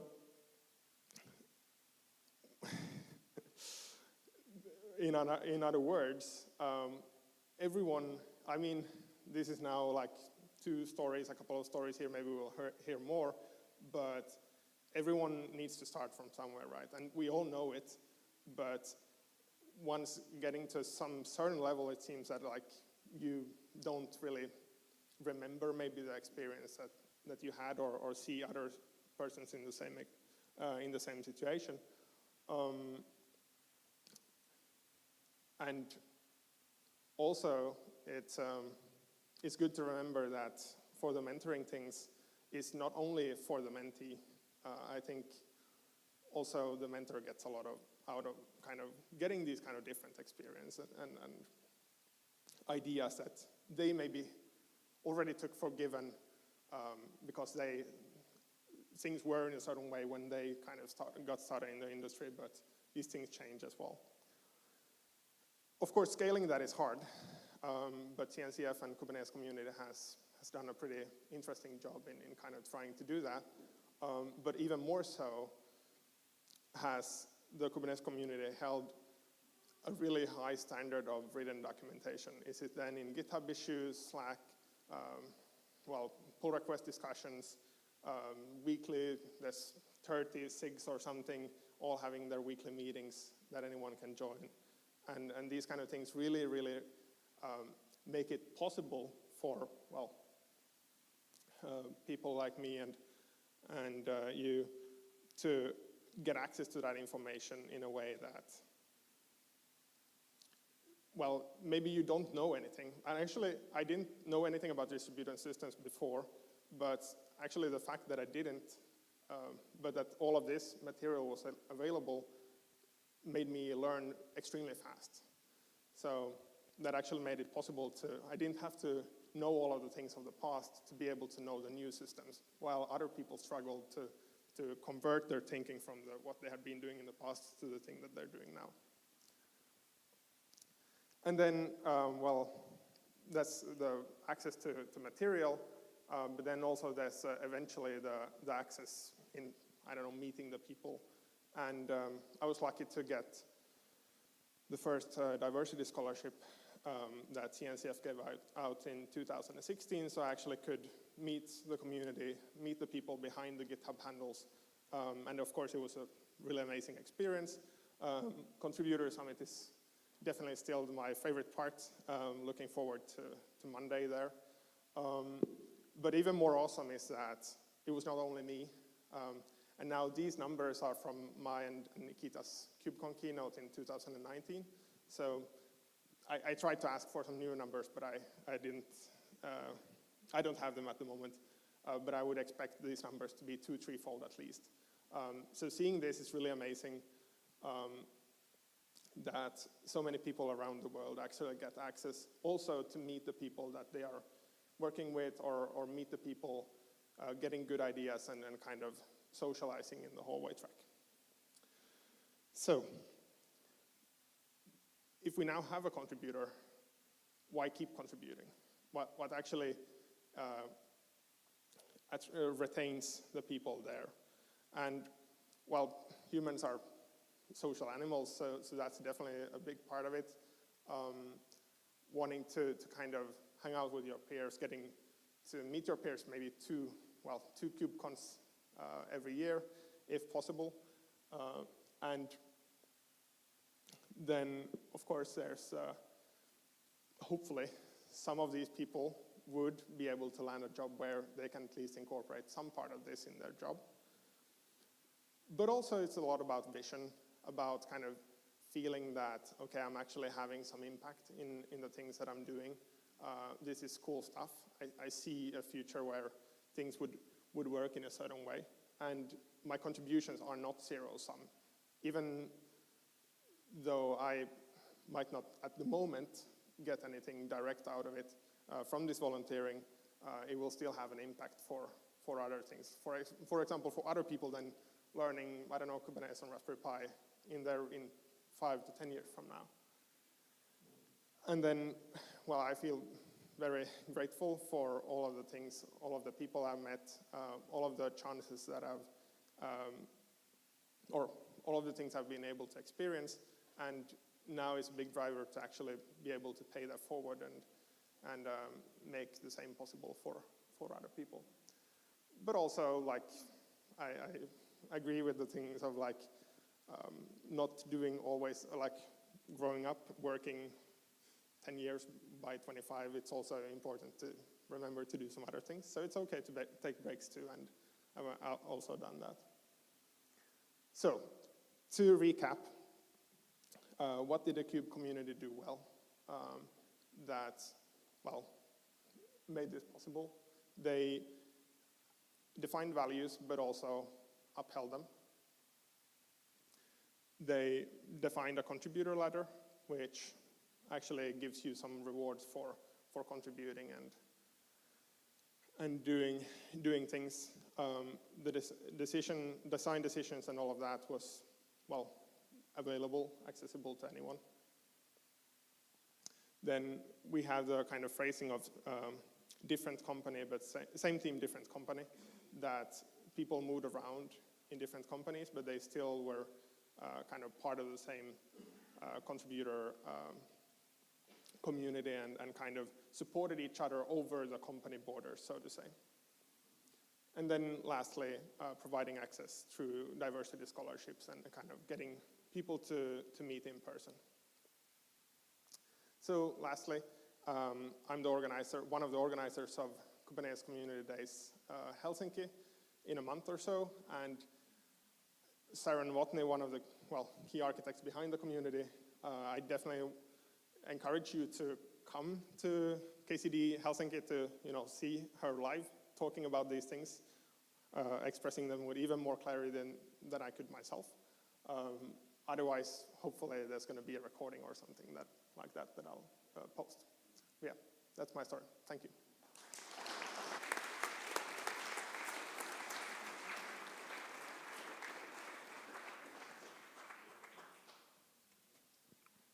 Well, there you go. He said, I don't normally do non-technical talks. But plenty to say. Thank you, Lucas. Pathways into Kubernetes. So excited now. It's a bit of a lightning talk, and please do make it a lightning talk. Because we are running slightly behind because of lunch. We can possibly talk faster than we can serve food. Yeah, and so I mentioned the organization Code Your Future a couple of times. We've been partnering for them now for a couple of events, few events. They do brilliant work. It is about pathways into tech. And one of the things that we've done is, I mean, as I say, like last year Asha spoke, and now she works at Capgemini. I'm not saying the two are completely connected, but it's a nice connection in my mind anyway. Hopefully we can have a similar success with our next two speakers, Narika Zavadovska and Pejman Azizi. So welcome to the stage.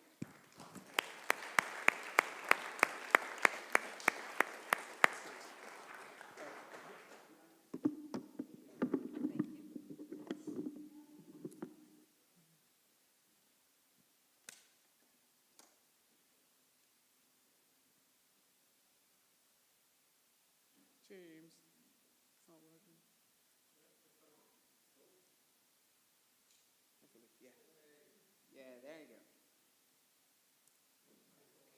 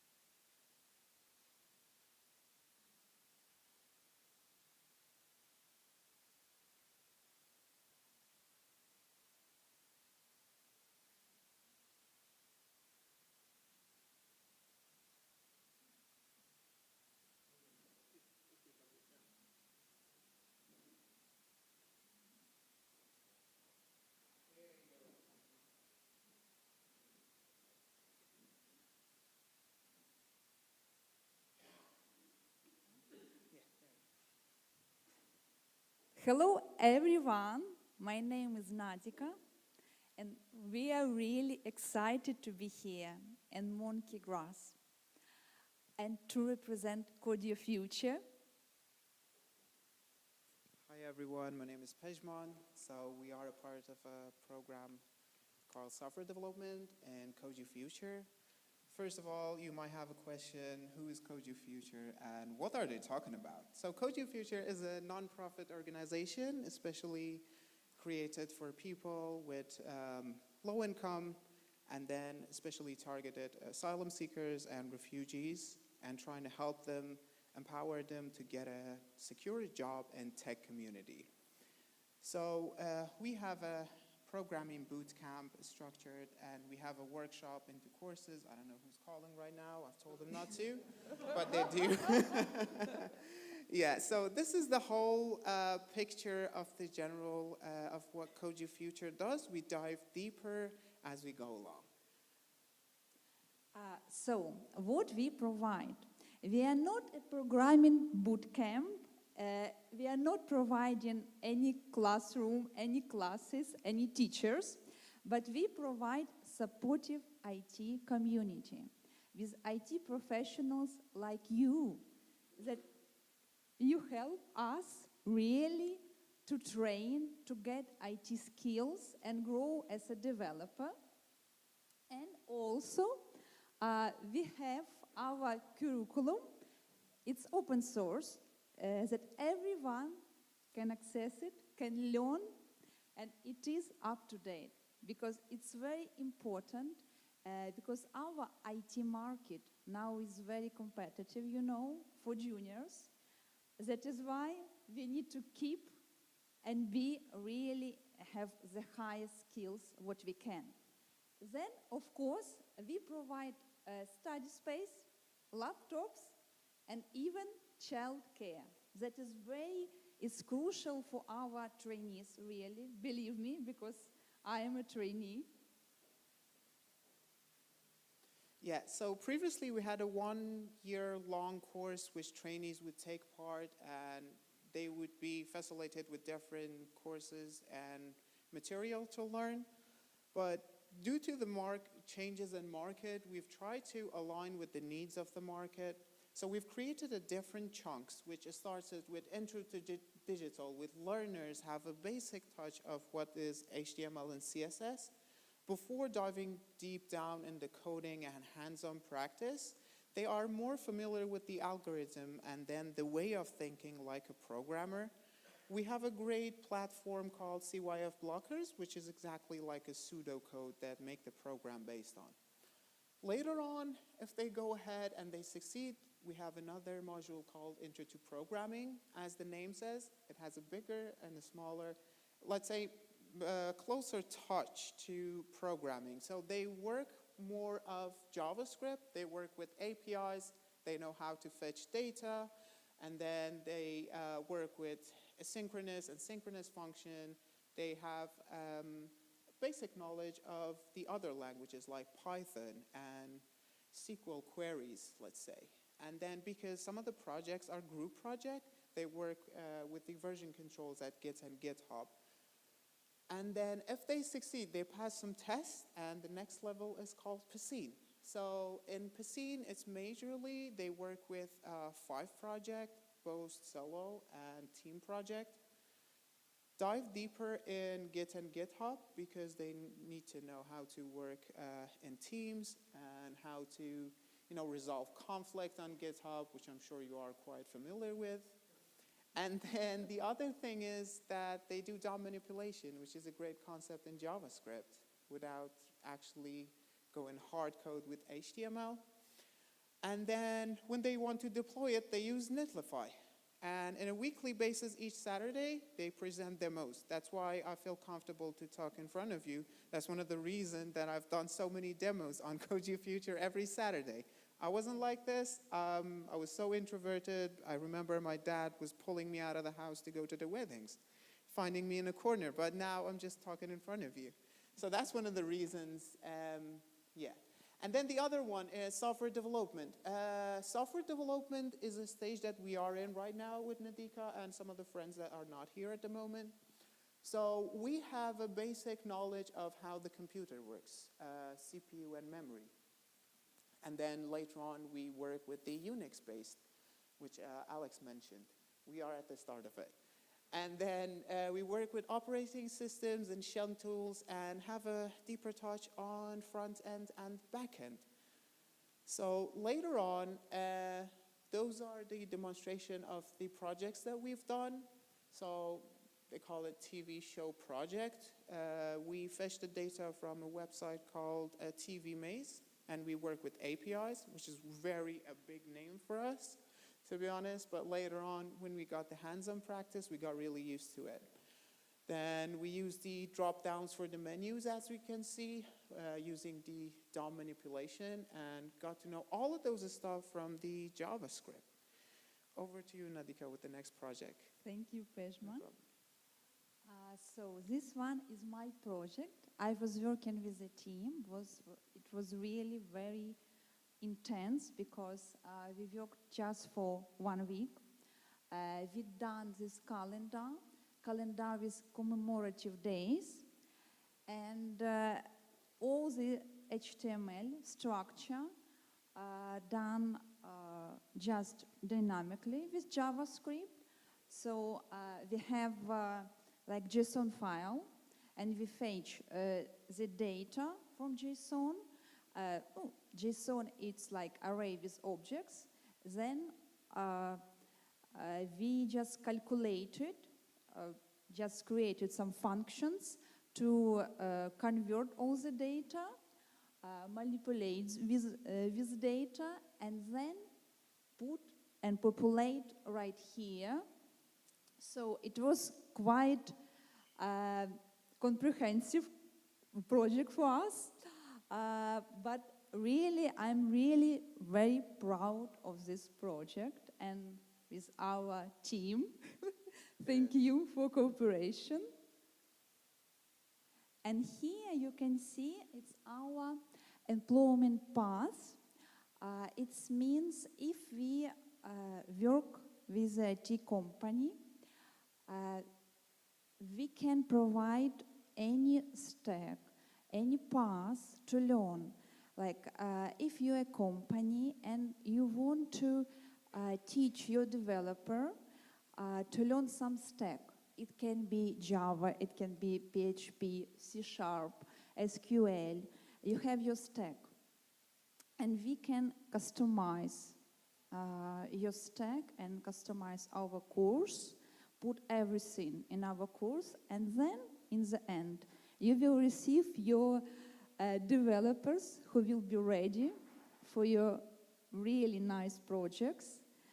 So if you have any ideas and you want us to customize course for you, we are here, we are ready to help you. And here, as you can see, we are working with Slack because Slack wanted to just create a program for site reliability engineering, and we build it together, this program. So now our people, they're working with the Slack. So it is great example how we can build our course with really big companies.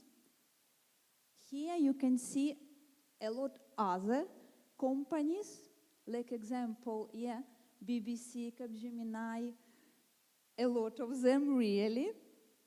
And also I want to say, we are going to launch also course, our path about learning Java with Centrica. So it will be next course for us, which I'm really excited to join. So you might ask yourself, as a volunteer, what can we offer to Code Your Future? So basically, it comes down to two main sort of help that you can do in order to help trainees for us. It comes to professional skills, help them with coding, and just that algorithm that I earlier talked, or in a softer skills, preparation for interviews, which is a total different thing that we definitely need. And Capgemini has been really helpful with this. Code Your Future, I'm so glad that has provided an opportunity. On a weekly basis, we have sessions running through the week, and they help us with the interviews. So that would be other sort of help that volunteers can do to help us thrive more. Okay, and then we have never been a boring community. We've got loads of social events happening during the week. So this is our workshop that on Saturdays happens, and we gather together. And those are some of the volunteers that help with the teaching stuff and materials that they need to, share with us. We learn about the real-world project management throughout the week, because we've got volunteers from the companies that are actually working. So last week we were talking about the Scrum Master technique. And then throughout the program, there are some seminars that we take part. One of them that was here, that's why we're here for. And then this one was in central London about the AI and how it's going to shape the technology later on. And then we had the Christmas party last year. I wish you all were there to make it more fun, but this is us. And then we gather at the pub in Brixton. We are at the moment. It's that's the opportunity when we make each other know way more better in order to contribute during the week. Yes, over to you. So we have really, we would like to ask a small favor for you. If you can just introduce us, Code Your Future, for your company, just to have a connection. If your company is really interested to cooperate with us, please do. It will really help us, honestly. So to do that, it's really very easy. You can check our website, or please, it's even easiest way. You can scan QR code. It will direct you to message. It will be template message. Then just press click, send button, and that is it. And really, we connect with you very, very soon and help you with any questions. And also, we are here with Pejman today, so I'm really looking forward to communicate with you. If any questions, please ask us. And thank you. Thank you very much.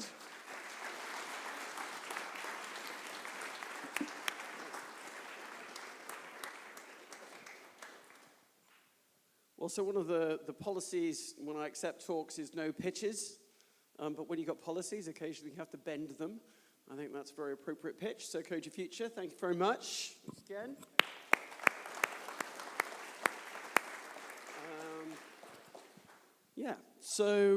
Yeah, that was great. Thank you very much. So our next speaker, this is kind of an interesting one. So who here is a cider drinker? Any cider drinkers? Okay, good.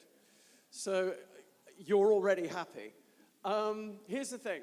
Much like we've had craft beer and sort of natural wine movements, cider is kind of, I think, is trending. It's going to have a moment in the sun because of some of the same reasons. And so we've had cider at Monki Gras before. There's a lot going on the East Coast, the Northeast Coast in the States. So Monktoberfest, which is our sister event, they have some amazing ciders as well. And I'm a bit competitive with my business partner, so I thought we needed to up our game. So we needed a partner to teach us about cider and to find some interesting suppliers. And what does that have to do with sustaining craft? Well, we're going to find out with our next speaker from the fine cider company, Aga Giamenka. I still get that wrong. I'll try. Hello, everyone. It's so great to see so many hands up. I do realize that you didn't come here for me, but I'm hoping to see a few more hands afterwards, especially after you get to try the ciders, which we have today. So I promise to be brief. I don't even have a presentation. So yeah, let's just get into it. So hello, everyone. I'm delighted to be here today and to share a few special bottles with you and to tell you why they are the most sustainable and environmentally friendly option you can find. Biased, obviously. At the Fine Cider Company, we are more than just cider merchants. We are champions of the craft and of the people who are not only making high-quality cider, but also actively working to conserve and restore the vital ecosystem. And this is what I'm going to focus on today. Cider is a drink with a rich history and a connection to the land, a drink that deserves to be recognized for its quality and complexity. In our everyday work, we seek out and supply ciders and perries that are full of life and worthy of being savored. We look for connection to the locale and to the landscape, digging even deeper into the possibilities the fruit naturally holds. We partner with cider makers who share our values, who respect the traditions of cider making, and who understand the importance of minimal intervention and sustainable practices. These artisans work with the rhythm of the nature, using carefully selected, hand-picked fruit and wild indigenous yeast to create ciders and perries that are true expressions of the fruit and the terroir. This is a word that is miles away, that is so different of the industrialized mass-market ciders and perries most of you know. Cider like this does not need to come from cider apple varieties. For something to be called cider in Britain today, the drink can have as little as 35% juice, and this can come from a concentrate. Just imagine if you were to pick up a bottle of wine and then you realize that it comes from 35% grape juice and not even named grape varieties, just some random stuff. Fine cider is not homogeneous mass-market cider. This is a broad spectrum of possibilities, styles, from ciders with zingy or elegant acidity to complex textural tannins to sumptuous fruit succulence, even barrel-aged layers, with so many qualities valued in good wine, as well as virtues unique to cider. And often with half alcohol wine, so perfect lunch beverage. And you'll be able to taste all of these bottles today. We have really great range for you today. And during your break, you will have a chance to sample a bottle of Finder Foster appellation from 2020 vintage. It was made using champagne method, which is also known as traditional method. And the process is same as champagne, only you're replacing grapes, with apples. This, so you're basically starting with the fully fermented still cider, and this is given a secondary fermentation in a bottle to add sparkle before being aged on champagne lees. In this case, we had 3 years on the lees. And this will help to develop complexity and this lovely dry finish, which I hope you will get. Appellation was made in a way that enables it to fully express terroir. You've heard this term before, I mentioned this before, so it's a combination of soil, topography, climate that gives wine and cider its character. The geology of the Exe Valley, where the apples are grown, it's sandstone, which imparts minerality, complexity, elegance, structure, aromatic intensity, and concentration. Polymat, the makers of Find and Foster, are one of our favorite producers. They are part of what we call new wave of cider making, and are leading the orchard preservation in this in the country. In Devon, when they are based, 90% of cider orchards have been uprooted since World War II. And basically, the consecutive governments replaced them with monocrops, something to feed the nation, such as maize. In response, the makers embarked on a quest to locate and restore the remaining, but often lost and overgrown orchards using old maps to guide their search. Traditional orchards play a vital role in maintaining biodiversity by providing habitats for rare insects, endangered birds, and other wildlife. They also act as significant carbon sinks, contributing to climate change mitigation. Orchards are rarely plowed, so the soil is some of the healthiest around. Cider makers like Polly and Matt understand that sustainable practices are key to the longevity of both cider productions and the environment. They employ methods like silvopasture, integrating trees, livestock to create a balanced and resilient ecosystems. By embracing circular economy principles, they minimize waste. For example, pruned branches are chipped and used as the first layer of mulch for newly planted trees. They also have a little flock of sheep. So sheep graze the orchards, and their dirty fleece is used again as a top layer of the mulch, very technical here, while clean wool is turned into yarn and merch. The fleece helps with weed suppression, moisture retention, and nutrient enrichment while deterring pests. Large commercial cider makers rarely work with traditional orchards, preferring larger plantation, often monoculture. They import a high percentage of apples or concentrated apple juice. And as you remember, they can only legally use as little as 35%.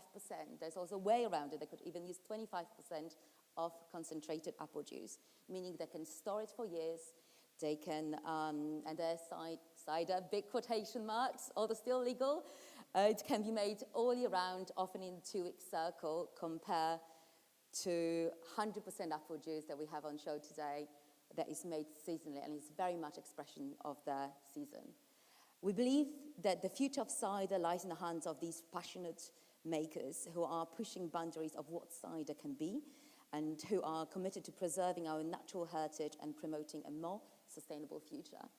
So let the cider flow. And just the one thing, and a shameless plug, if you have any questions, just please grab me. I'm going to hang out for a bit and listen to your lovely talks. And also we have an event coming up in Tate Modern. It's a third edition of the Cider Salon on 21st of June. There are still early bird tickets available. And this year we are going to focus on traditional orchards, and also slowly working off the stage. We also have a shop at London Fields, and you are welcome to pop in anytime. Thank you so much. Thank you, Aga. So yeah, drink cider, save the bees. We've got some fruit trees in our garden, and definitely the pollinators appreciate them. And yeah, plowing all the fields is not always great. So yeah, more orchards, please.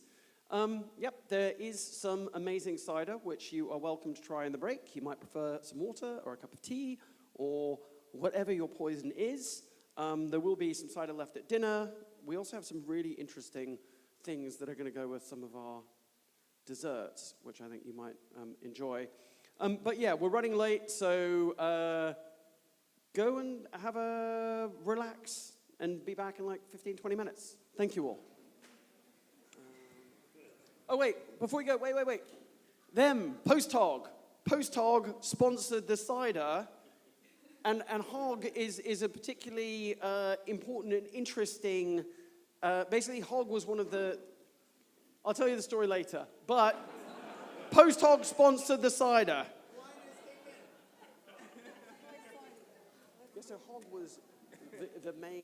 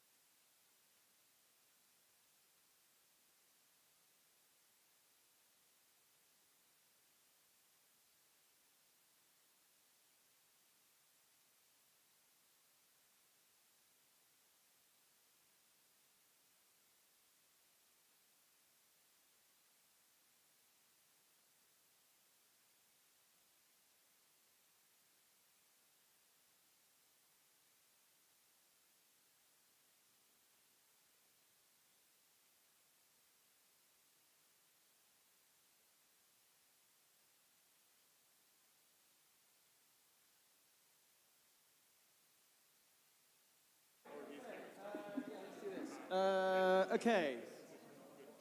Yes, I'm going to do a better job of what I tried to do before we drank the cider. Post Hog is an interesting company that does a thing that I loosely call like progressive delivery. It's like a platform for enabling you to develop apps, get feedback on the apps, and then deploy them. And talk to them. The thing is, they're not here, so I might actually tell the story. Is anyone here from Post Hog? I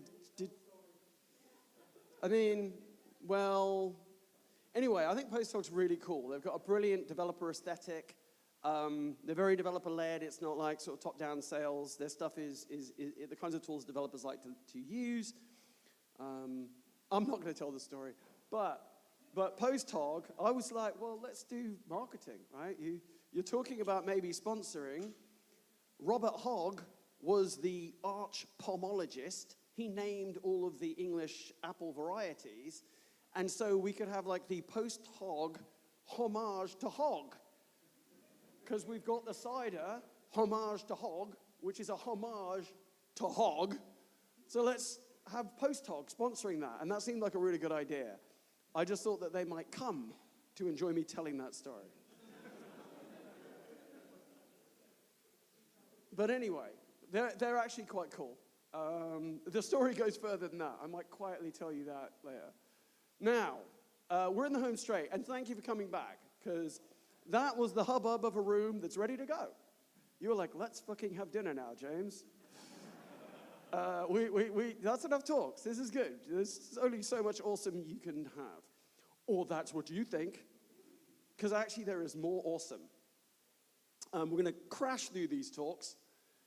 Everybody's going to, on YouTube, you can just like do it at double the speed or like a half the speed, speed it up. That's what we're doing. We are going to speed run the Monki Gras afternoon.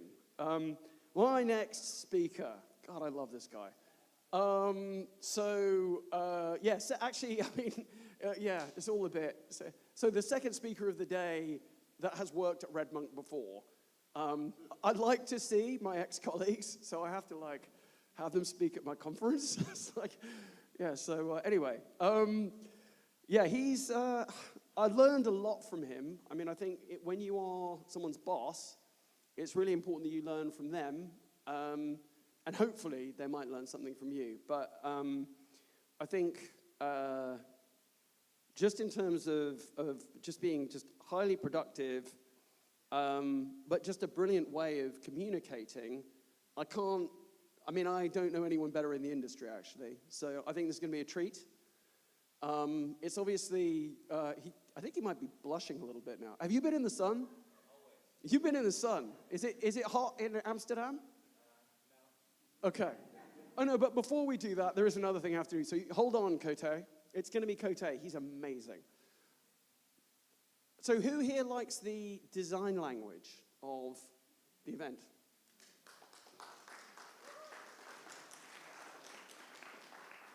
So,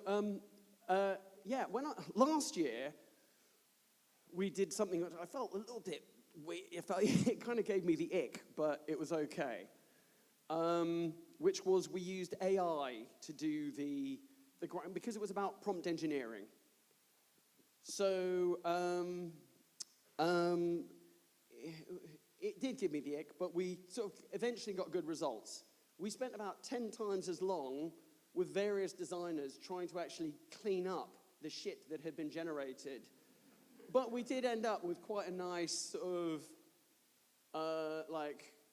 it was passable, and we left I had someone at one point say, It's got a spelling mistake in it. You've made a spelling mistake. I'm like, it's generated by fucking ChatGPT. What do you expect? So that was bad. And there is a really great talk that Jess did last year about that.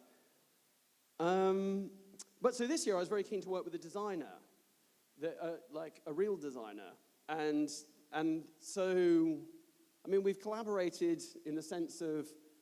I've said things like, what would it look like as wallpaper? And it would look like that. Or, Gail, I've fucked up. We've got 5 minutes. We need a new banner. And that's one of the things that I'm most happy with, that design. The hops, question. So, what do you reckon? Yeast? Okay. Well, it's not. No, it's not. It's not one of those balloon dogs.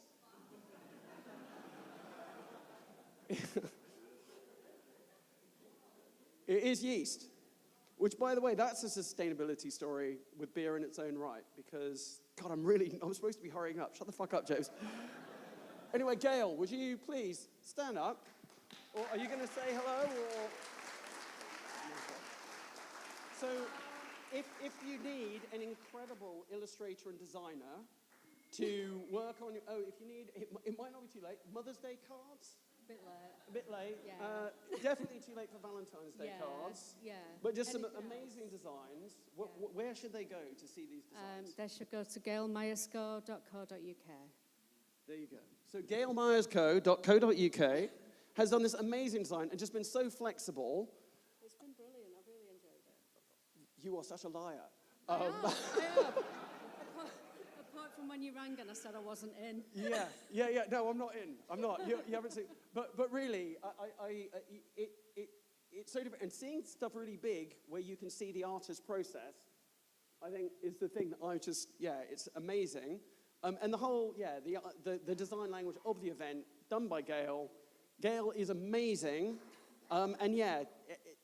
She is an illustrator, but is willing to hustle and do weird gigs like mine. She's an artist, but she also is not afraid to earn money. Yeah. And so talk to Gail if you have a project that requires art, design, and illustration. Thank you, Gail.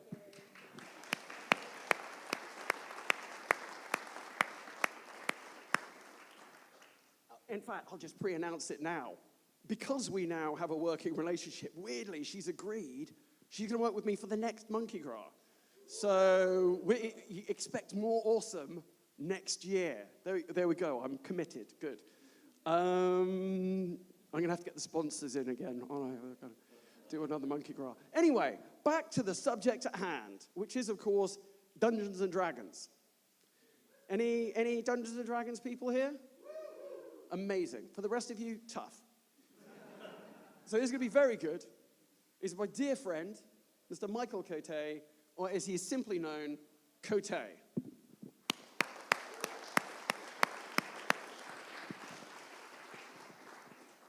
Hello.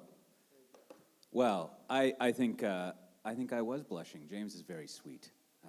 It's always nice to be around him and the other Red Monk people. So thanks for having me and coming to my talk here as I set things up. It's a very exciting part of life. Did that work? Now, I'm not sure about the schedule. This 25 minutes I'm supposed to talk? Okay. Maybe the average of those two I'll go for. Very good. Okay. Well, so here we are. I've been playing D&D again for a couple of years. I'll tell you the story of that. I have a bad habit of giving my whole presentation on the first slide. That's a little habit I learned when I was doing corporate strategy in M&A at Dell. And you don't want to be on the other side of that, where you've made lots of slides, and the executives you're talking with don't like to go past the first one. And next thing you know, you're building a public cloud with OpenStack, and we all know how that goes. So let me start off with the story here. So there's been a lot of recounting of craft and youth, so I think I'll try to stick with that theme. Luckily, those are the slides I made anyways. So starting back in like 1991 or so, I played a lot of Dungeons and Dragons. I also played this other weird game called Top Secret and Cyberpunk 20 right now, I think. And back then it was advanced Dungeons and Dragons, because of course we were 12, so we weren't going to play basic things. But this is my friend Mason, still one of my best friends nowadays. I texted this to him last night, and I said, I bet you wish you still had that shirt.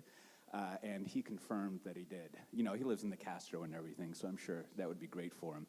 But I stopped playing, let's say around 94 or so, because I was like, I got to get out of this nerd way of living.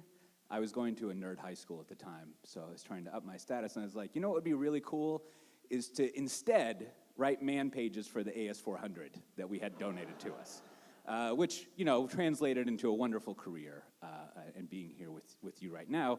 But what happened is, let's say about a little over 2 years ago, I found myself in a hotel room in South Amsterdam for about a week, and I'd heard about this ChatGPT 3.5 thing, and I think I'd used it a little bit here and there, and I thought I'm just sitting around here doing nothing. I should see if it's good at playing Dungeons and Dragons, because I think about it all the time over the past 3 or 4 decades.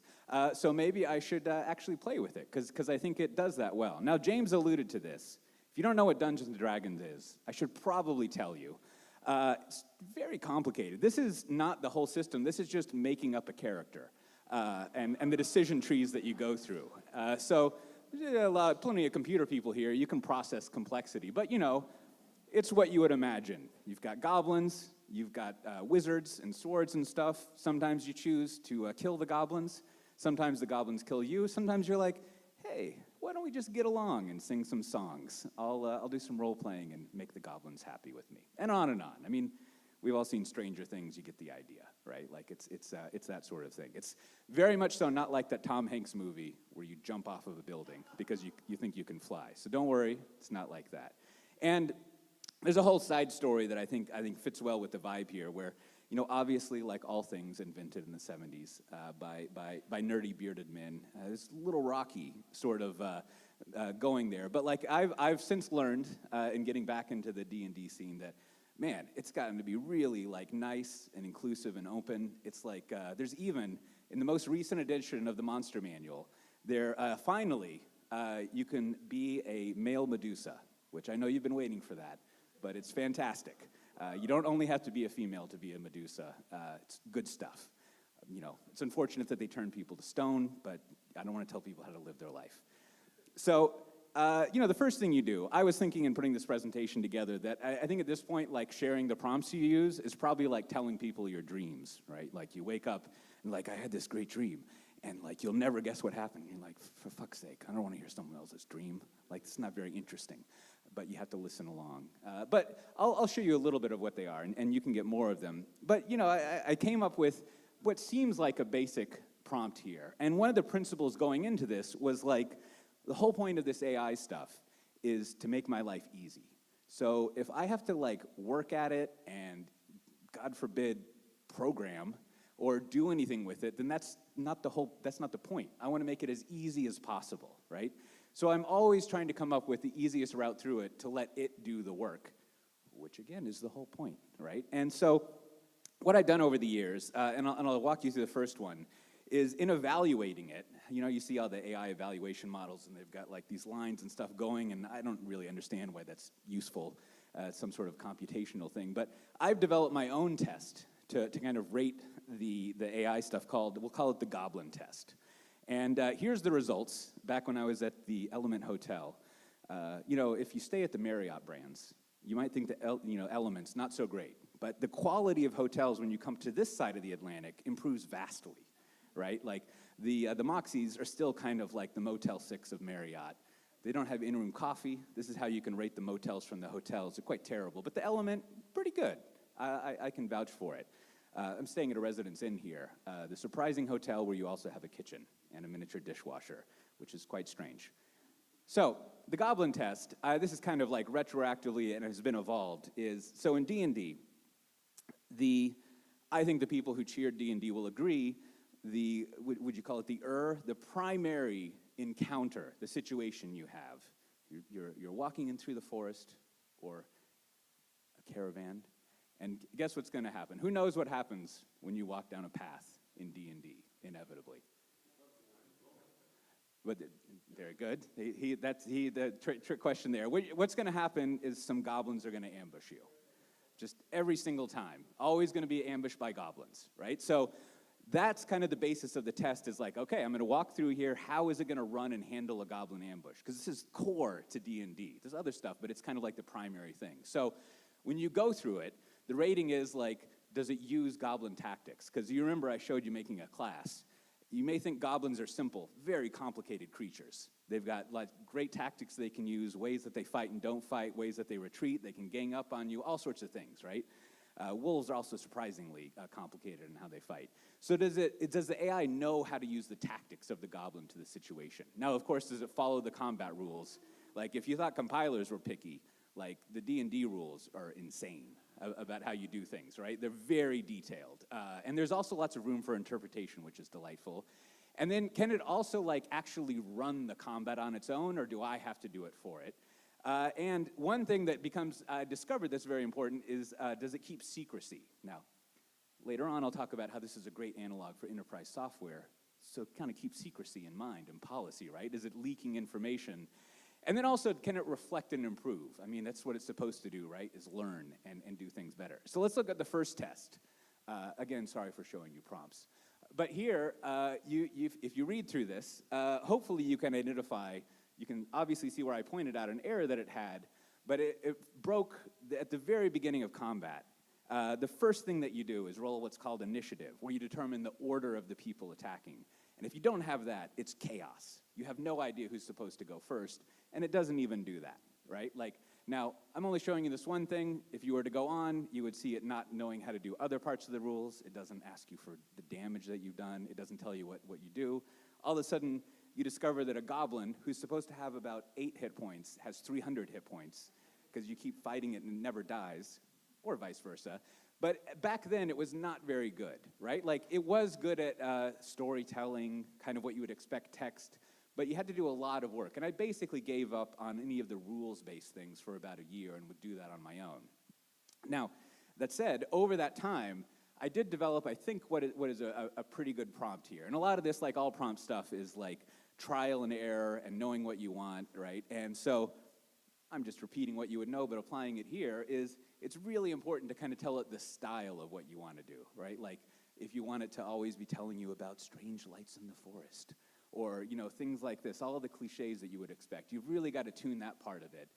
But also kind of tune the idea of what it should be doing, how it should talk with you. And that becomes incredibly important to evolve this to the way that you want to play, right? Because there's so many different styles for doing it. So let's go to the present. This is, do I have my math right? Was this yesterday? I thought I should do another test because I haven't run the Goblin test in a while, and use, I don't pay for that $200 a month thing anymore. I thought I'd check it out. I don't know. It just seemed to be something I was paying for. Didn't really give me anything. But I loaded up one of the pre-made characters that you can get from the lovely people at Hasbro, who now own D&D. Also, a mysterious thing for me to find out 30 years later that Hasbro owns it, so good for them. And, you know, I typed up a new prompt, kind of based up on what I was doing, and surely we have, I think the O in 4 stands for Omni or something, but we spent all these billions of dollars, or not we, thankfully, billions of dollars have been spent, evolving this and training, and surely it will know to roll initiative this time, right? Like, it'll kind of sort things out. And indeed, it did know to roll initiative, and in using Claude, this is ChatGPT I've been using here, Claude's actually really good at combat and the mechanics of things. But the errors that it went through were a lot more subtle. It's gotten more sophisticated at how it screws up. And here, let me explain this a little bit of what's going on here. Well, this one's pretty obvious. But so walking down a forest, and everything's fine. I know nothing's going to happen in with Lola, my character here. And it narrates it, and it's like, oh, hey, and by the way, there's some goblins waiting to ambush you in the bushes. And so, you know, this kind of isn't fun at that point, even though I knew it was going to happen. It's kind of a fundamental thing that it's breaking out of and not doing what would seem obvious for a human to be doing. And then, you know, it went into the same pattern of it's not keeping up with the rules and knowing things that are pretty basic that you would do, you know, rolling for damage and those kind of things.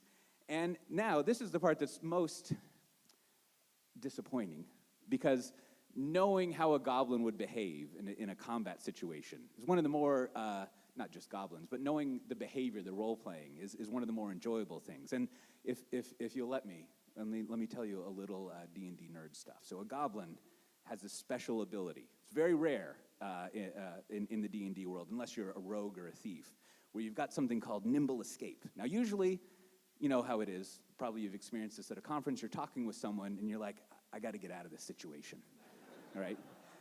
And what that's called in D&D is disengaging, right? Normally, if you try to disengage, much like if you're talking with someone, they keep trying to talk to you, and they're holding on to you. Now, if you're trying to disengage in D&D combat, they get a free attack on you, which can kind of feel like a conversation you don't want to be involved in.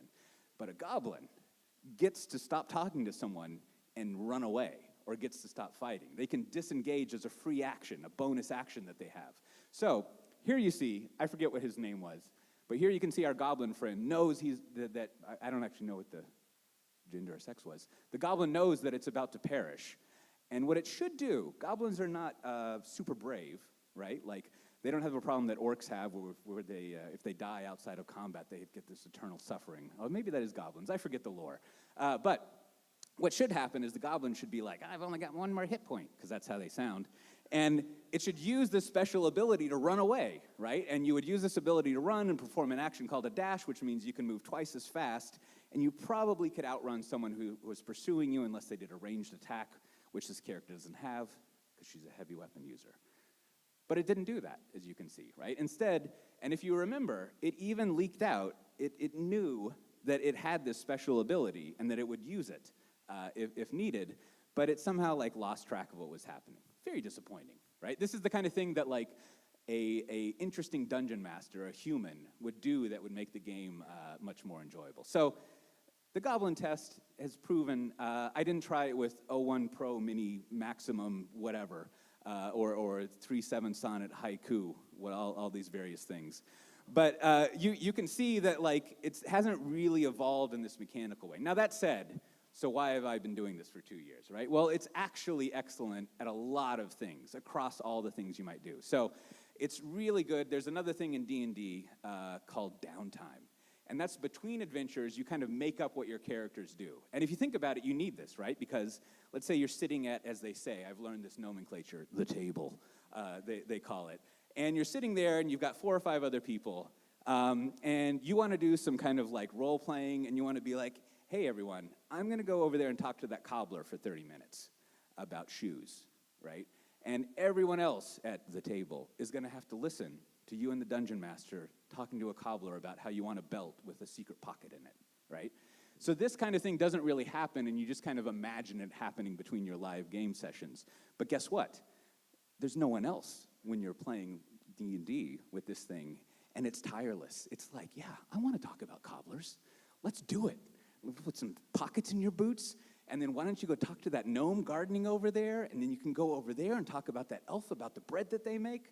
Whatever you want. It's totally fine and fun and immersive. It's kind of like, if you ever played, speaking of horrific, whatever offensiveness, if you ever played the Grand Theft Auto games, at some point you play it so much and you're like, I just want to walk around the street and see what all these crazy people are saying, right? And it's kind of enjoyable just to hang out, which doesn't really happen at the table, but it happens here. Now, it's also really good at pretty intricate world building. So you can imagine in a role-playing, a fantasy setting like this, you're constantly making up the world. It's part of the fun of it. And it's excellent at that, right? I remember, especially with voice mode, you go on a walk with the dog. This is when it had the stupid one that you had to listen to it, and you couldn't tell it to shut up if it was going out of control. But I was thinking, I want to make this gigantic country that's 3 times the size of Germany.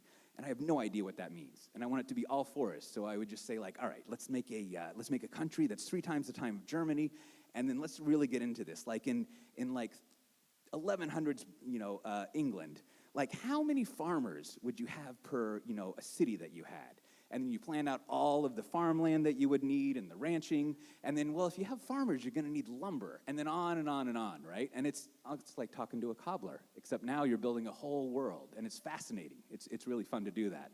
And then, of course, it's really great at just knowing all the lore that's out there. If you imagine 40, 50 years of people writing and making up D&D stuff, like the Forgotten Realms or Greyhawk, or there's some Eberron thing where someone's like, what if we had electricity in D&D? And you're like, what are you doing, right?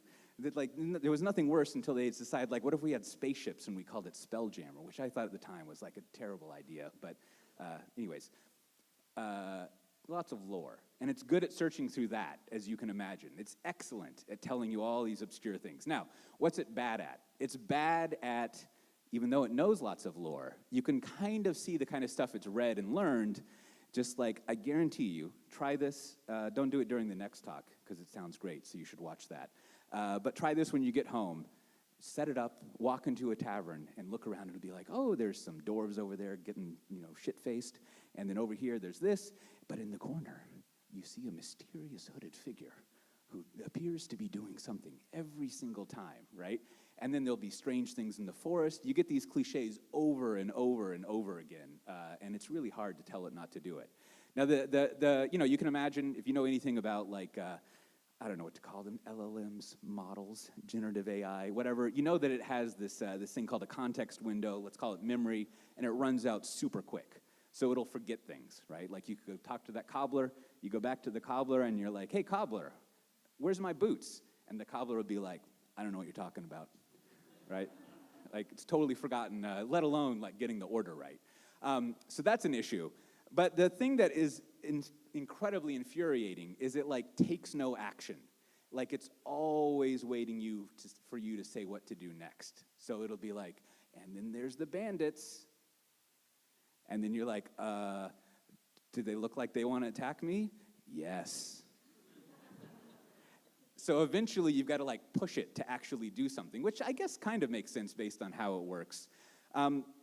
So I thought when I was doing this yesterday, what I should do is ask it to do a performance review of itself. I was talking with someone about one of my friends back there about how they have to do performance reviews. It changes every year. But they do keep a log of what they do during the year, so they were saying what you can do is you can get the criteria for your performance review, your log, and you can kind of, like, there's no Claude, performance review like there is Claude Code, but you can just, like, vibe performance review yourself, right? And just send it in, and it works perfectly well. So I know you can't read this. I always like to have at least one slide in a presentation that you can't read, so I'm going to check that off my list. I have one of my other things I like to do each presentation next. I'll let you try to figure out what it is for fun. So kind of, if you look at this, it's actually great. What it's doing is it's building up when you have a combat encounter. Here's the steps that I should do. Here's different branches I should go out. Here's how I evaluate how to do. Here's how I might, like, better automate what I'm doing. And what we've done here is we've discovered agentic AI, right? So if you think about, like, what a lot of definitions of agentic AI are when you get out of the marketing departments where I work, is really you just have, like, these checklists of things. You're going to go through them according to criteria that you have, and you're going to run through the checklist and have a result afterwards.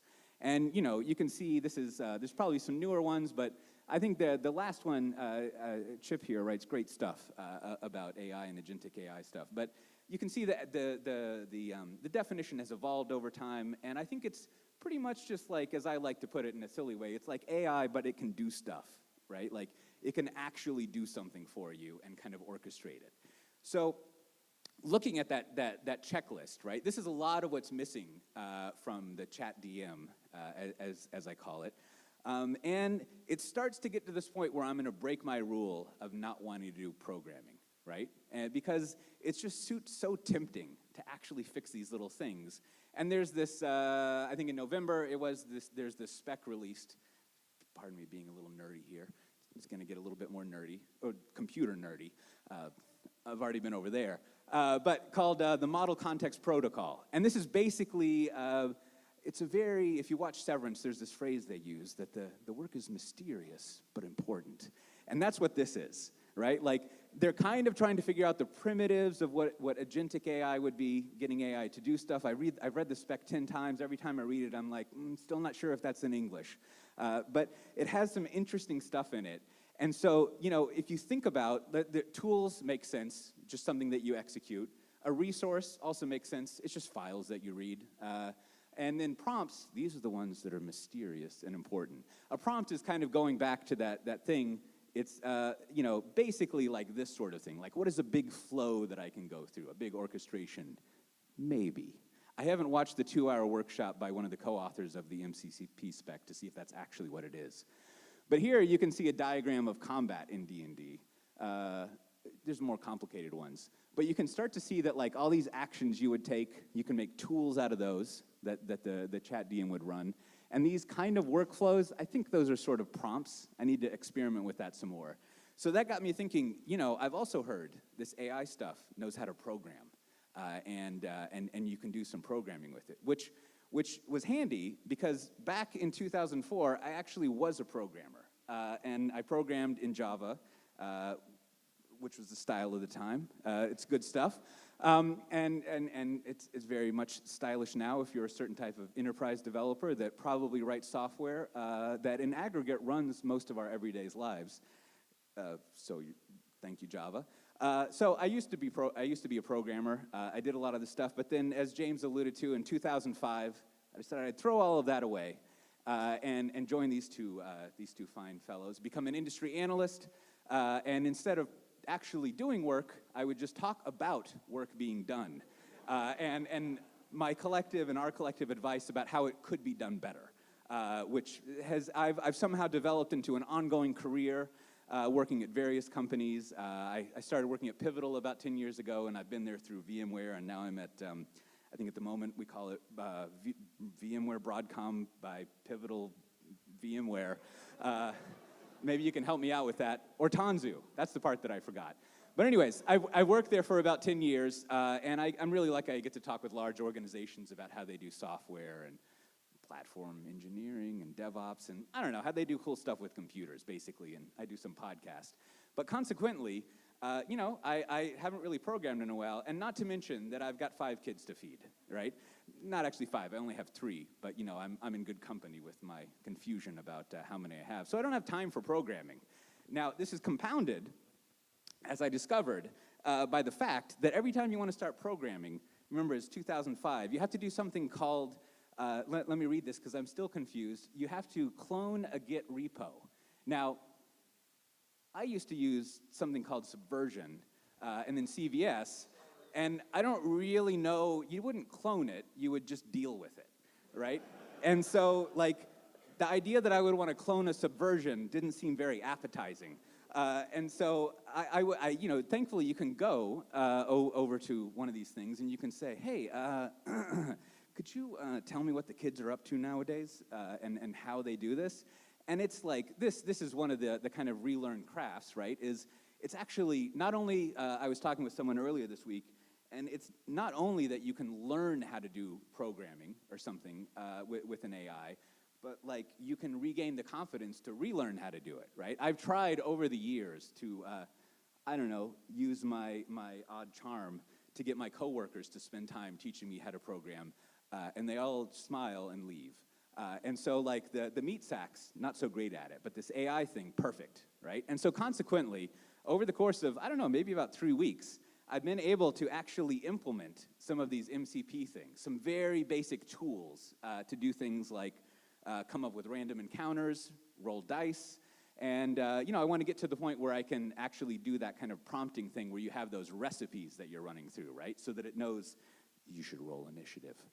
And maybe somehow I can tell it, don't tell me there's a goblin waiting to ambush me, and then the future goblin test will succeed. Now, I had another problem, and that is that I work in enterprise software, right? And even though the AI is helping me, it does take a lot of time, so I need some time to focus on it. How can I justify doing what I'm doing here and get paid for it in my job? It's a very complicated, like needle to thread, right? So, but what I realized, you know, when you look at enterprise software, it's very complicated. There's a lot of permissioning things going on, lots of interest in AI. And D&D is almost a perfect model for every situation you're going to encounter in enterprise software. You've got multiple parties involved. Sometimes they're playing along nicely. Sometimes they're combating with each other. You've got permissions, policies, branching things. I don't know what the performance and uptime would be. But you've got all sorts of analogs there. And in fact, you probably can't tell, but one of these 3 mystery diagrams is actually, I think, how to cast spells in Dungeons & Dragons. And so it's very much so an analog. And this has led me to a theory that if the robot can play D&D, it can definitely play enterprise software, right? And it's also a much more interesting case study than like supply chain optimization for medical devices to really get you geared up about learning how to do AI stuff. So, you know, I think a lot of this, it's been great that I've been able to kind of come back to these things that are enjoyable and crafty, if you will, thanks to our friend the robot. But you know, I read there's some bad things about the robot, right? So it is worth kind of going through those and also the good things and seeing if we can come to some conclusion about it. So you know, I learned that yes but thing, yes and thing you're supposed to do, which I don't know if you've discovered this too, but that's turned into one of the most ironic phrases people use nowadays. Every time I hear someone say yes and, I'm like, oh, that asshole doesn't like what I was saying. They're going to go on and tell me like, no, you're wrong. So I think maybe we need to bring back the no but, and then we'll get to the yes and. But so there is a concern, which actually D&D has an interesting story here as well, about, you know, how does it know all this stuff? Isn't that copyrighted material? Well, obviously, right? Like, I think it's clear that no one cares about that. Well, I shouldn't say no one working on this stuff cares about it. People do care about it a great deal. But there is something interesting with D&D that in the past couple of years, the core rule set, along with lots of the monsters, is actually miraculously Creative Commons attribution covered. So it's actually fine to read these core rules in. Now, it also knows about the non-core rules, right? And all sorts of things like that, which brings up all sorts of, you know, there's a big, huge, as far as I can tell, kind of economy of independent developers, fellow humans, who are writing all these little PDFs, these things, right? So you may be wondering, couldn't I just auto-generate 5,000 forest encounters?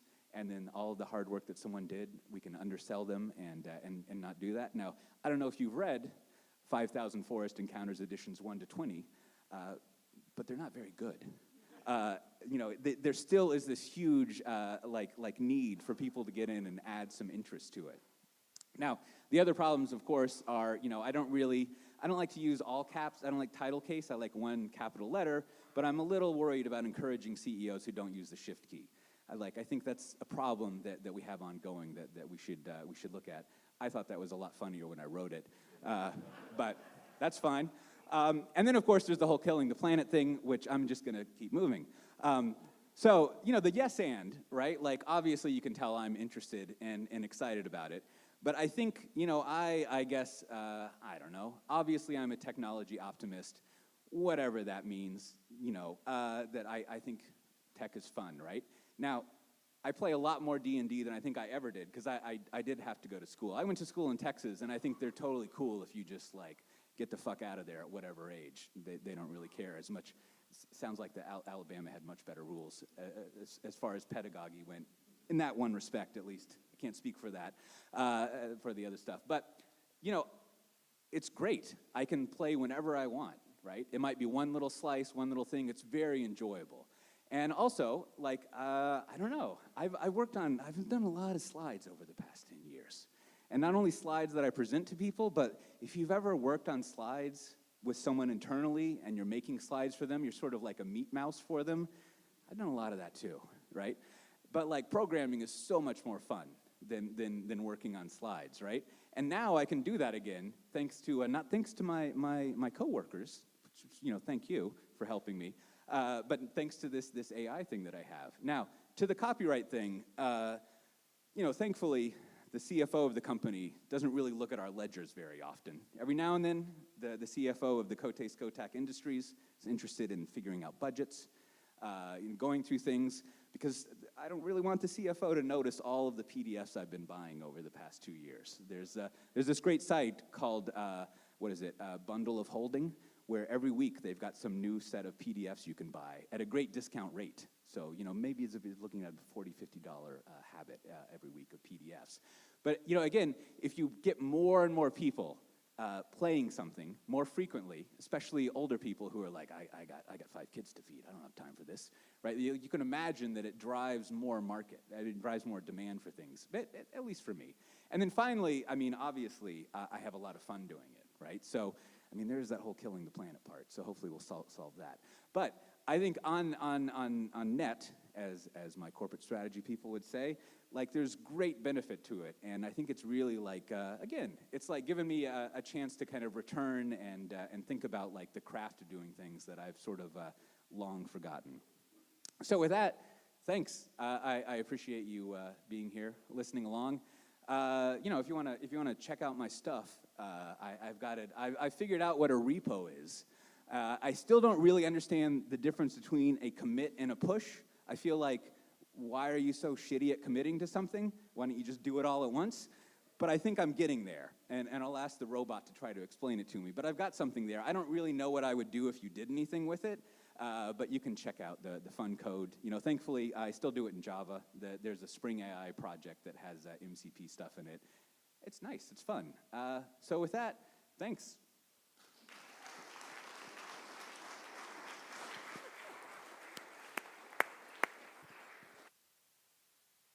No, I got one. Yeah, I got one. It's okay. Just if I could put it over there or something. So that's Cote.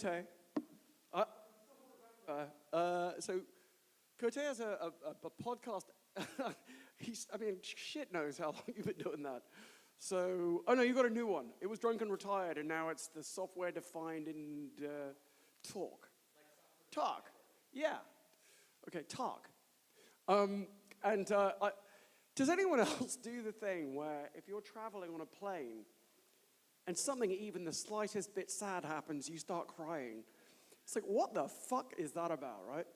So, well, I mean, obviously you've had 15 gin and tonics in the lounge before you get on the plane, which may have something to do, you know, mother's ruin is a bad thing, but bloody hell, I remember watching, what was I watching? It's just something, it just made me cry like a drain.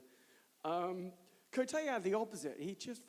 I was listening, I think it was before I hired him, so I'm on a plane listening to, I may be imagining this wrong, but yeah, I'm on a plane and at the time I'm thinking we should hire Cote, and listening to his podcast on a plane, and he described, they were talking about working with JavaScript frameworks. I'm laughing again now, I can barely hold it together.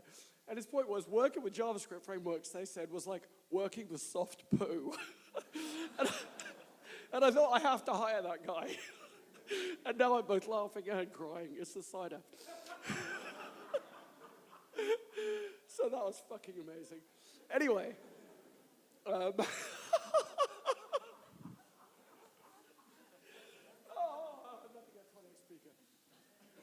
That's so funny.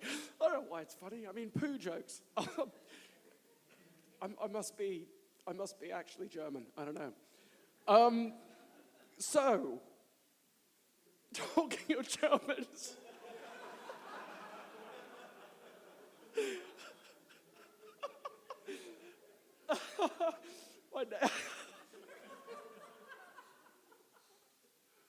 Oh God.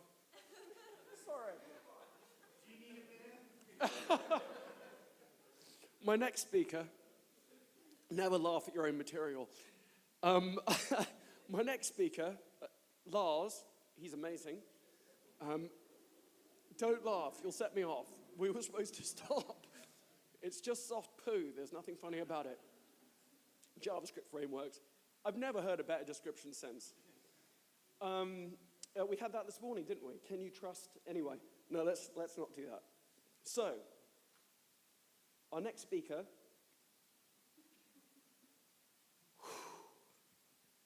likes bicycles.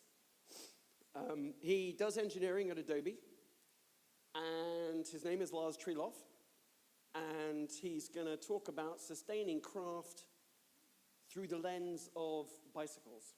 So, Lars Triloff.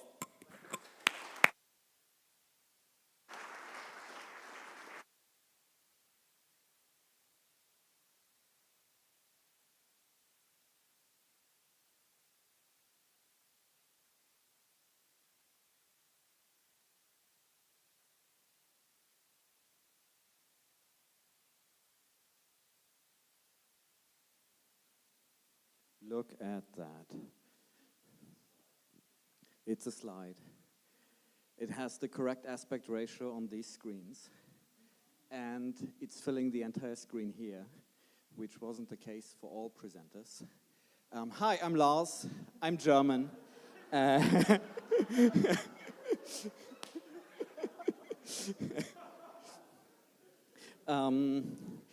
Paying attention to these kind of details, in Germany we like to call this Kleinscheiß, which is, that's a German word for you. No, it's not soft poo, it's little poo. Right. So this is, right, I don't want to go into niche topics like Dungeons and Dragons, so my question is, who here has ever ridden a bicycle in their life? Hands up. Okay. If who here is wearing a t-shirt with the bicycle depicted on it, please get up, Matt. Thanks for coming to my talk.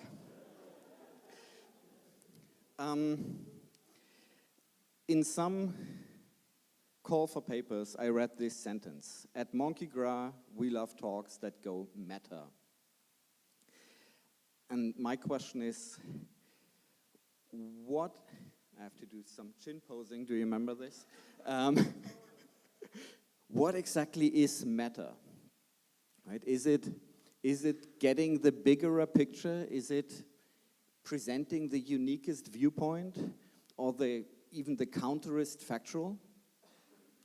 And are we still on the meta level, or are we already on the meta-meta level?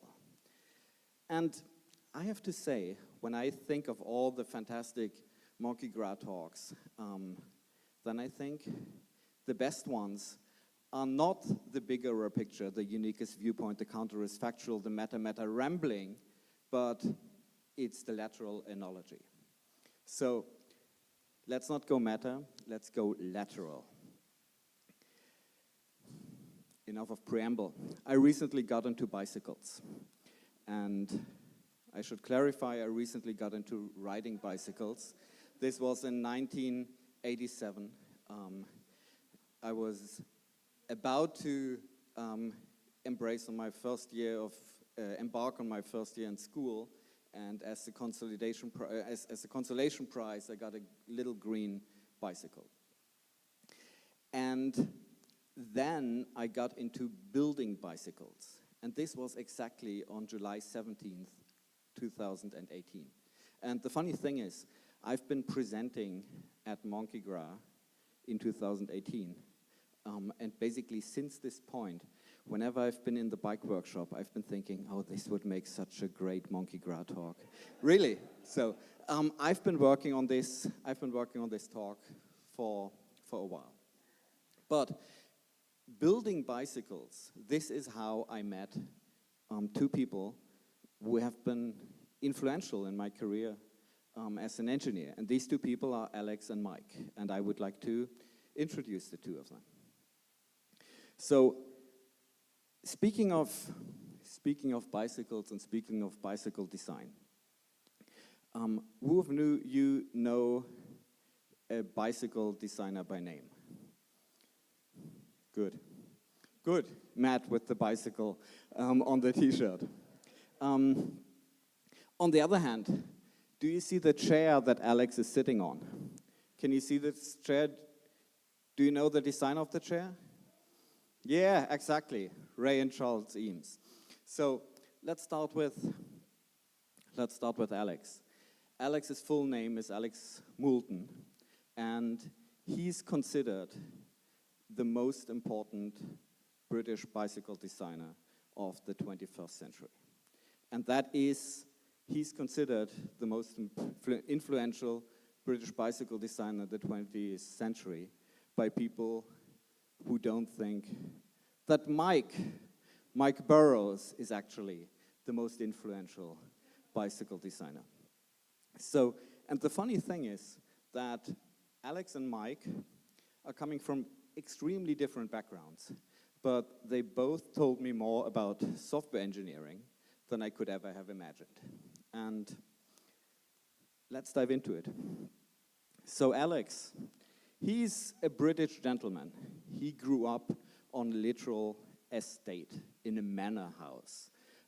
He's the heir to a rubber empire his grandfather was friends with the American Dunlop, brought the Dunlop patent to England and started producing rubber. And he went to, so his family has fallen to hard times actually. His father died very early, so he couldn't go to Eton, and his family had to settle to send him to Marlborough College. Then he went to Cambridge University. This university studies was interrupted by a little war, and he went, as part of this war, he went first into airplane engineering and then into automotive engineering, has been consulting for the British Motor Company, and has been one of the key engineers, or the key engineers behind the suspension system of the Mini, right? And the funny thing about the Mini is that it has a rubber-based suspension. And you might ask, okay, where exactly is this idea coming from? And the fact is, this idea is coming from the fact that Alex grew up in a rubber factory, and that rubber factory was building suspension elements for railroads. Again, something that I didn't know. There's a bit of rubber that is making sure that that your railroads are not jumping off the rails. And this is basically the story so far for him, right? And then we have Mike. Mike is an English bloke, son of a cabinet maker, was never great at school. I actually left school at age 15, so I think Alabama wouldn't have let him get away with this. And then he started as a boat builder and as a mechanic. And the funny thing happened to both of them when they were adults, and for some reason picked up a bicycle, right? And thought, hey, I like this, but I bet I could do this better. And I think this is a very familiar thing to all of us engineers. So if we go back one level, and whenever you see this little brain emoji, you know that we are back on the meta level. Engineers live through their creations. And Alex Moulton and Mike Burrows remade the image of the modern bicycle. So, you know what? I know you came here in order to see cool pictures of cool bicycles, so let's do this. This is Mike Burrows' most famous creation. And it's a time trial bike that Chris Boardman rode to Olympic gold in the Barcelona Olympics. And that was in 1992. Do you remember that? Good. So, and this thing is now in some museum for good reason, right? The thing that makes this really interesting is the reason why he won was because this bike has incredible aerodynamic properties. Where did Mike get the idea for aerodynamic properties from? Well, he was a build builder and bird watcher, right? So that was very, very close to it. This is Alex's most famous bike. And it's actually, this photo is taken off a wall at the Museum of Modern Design in Manhattan. And just like the other one, this looks a bit weird, right? It has a strange frame. This is a space frame. It has really, really small wheels. And other than Mike Burrows' bike, this is super utilitarian, right? This is exactly the kind of bike that you want to go around town. It's probably not the bike that you want to take to Amsterdam because it's going to get stolen within 5 minutes. But other than that, in any civilized city, it's the right bike. So this brings me to another meta-level question, which is, are we talking, when we're looking at Mike and Alex, Are we talking about engineers? Are we talking about designers? Or are we talking about craftsmen? And I think these archetypes, actually, funny thing about craftsmen is the English language is famously non-gendered, except in the word craftsman, right? You don't know if it's a male or female engineer or designer, but with craftsman, it's for some. So let's talk about craft people. We all are living somewhere in this triangle, right? And in every corner of the triangle, you have a fundamental conflict. As an engineer, you have to, on the one hand, either you strive to achieve excellence for excellence sake, right? But at the same time, you are employed by Adobe, you are employed by whatever VMware is now called, and this means there's also the profit motive that you have to pay attention to, right? As a designer, it's the same thing, right? You have this design ethos of making things that are incredible that the world has never seen. The problem with things that the world has never seen is they are often very, very hard to use and very, very hard to recognize.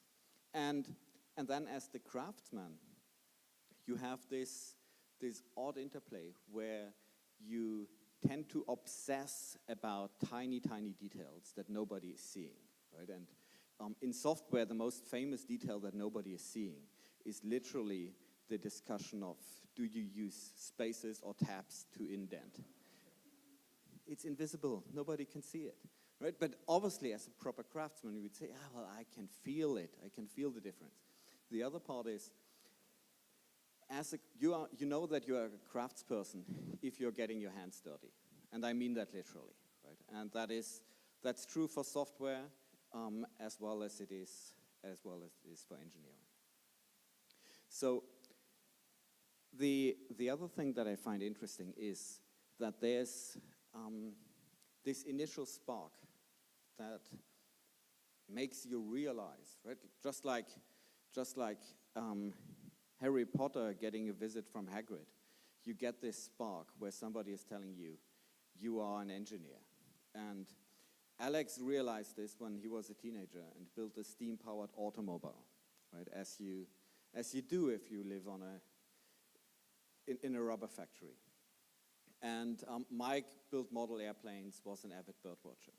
So if we go back to the meta level, the first thing that changes when you become an engineer in a different field is the way you see the world, the way you pay attention to details. And I've stolen all photos in this presentation so far. This one is the first one that I took myself. So this is the space frame of my Moulton bicycle, and really the bike that I received, or I received the raw frame on July 17th, 2018. So being able to see the world with different eyes, that's what's making you an engineer. The other thing is that great analogy is always beating overwrought originality. Right? So what Moulton did was he took the idea of using rubber for suspension from the big train car, applied it to the little BMC Mini or Rover Mini, and then he took that and said, you know what, we can use this for bicycle suspension, and this allows us to create smaller bikes, smaller wheels. This allows us to create faster acceleration. This allows us to create more compact bikes and all of these fantastic ripple effects. So the two bikes that are actually most impactful for the two are, on the one hand, this is Moulton's F-frame Moulton, and this is the giant TCR. And this also tells us an interesting story, right? So Mike Burrows was hired by Giant, who was the world's largest bike manufacturer in the 1990s. So right off his Olympic triumph, he got hired. He got complete creative freedom and resources, and built a couple of incredible bicycles, including the giant TCR that you've seen. Moulton, on the other hand, approached Rayleigh, which was Britain's biggest bicycle manufacturer in the 1960s. And he first got rejected. They said, yeah, nobody wants that weird small bicycle. Then he said, you know what?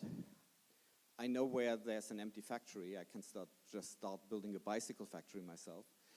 Then Rayleigh realized how great this idea is, copied it by circumventing all of its patents, almost drove them out of business, so he had to sell his bicycle company to Rayleigh in a fire sale.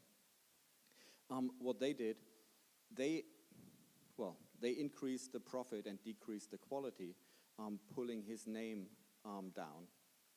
And then finally, he left and came back a couple years later and said, you know what?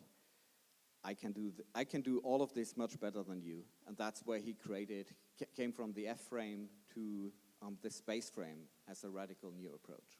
So the meta-level summary is that corporate is both our daily bread, but it can also be the bane of our existence, right? When it's taking ideas, watering them down, delegating them to endless committee discussions, and well, that's what you get when you want to reach a worldwide audience.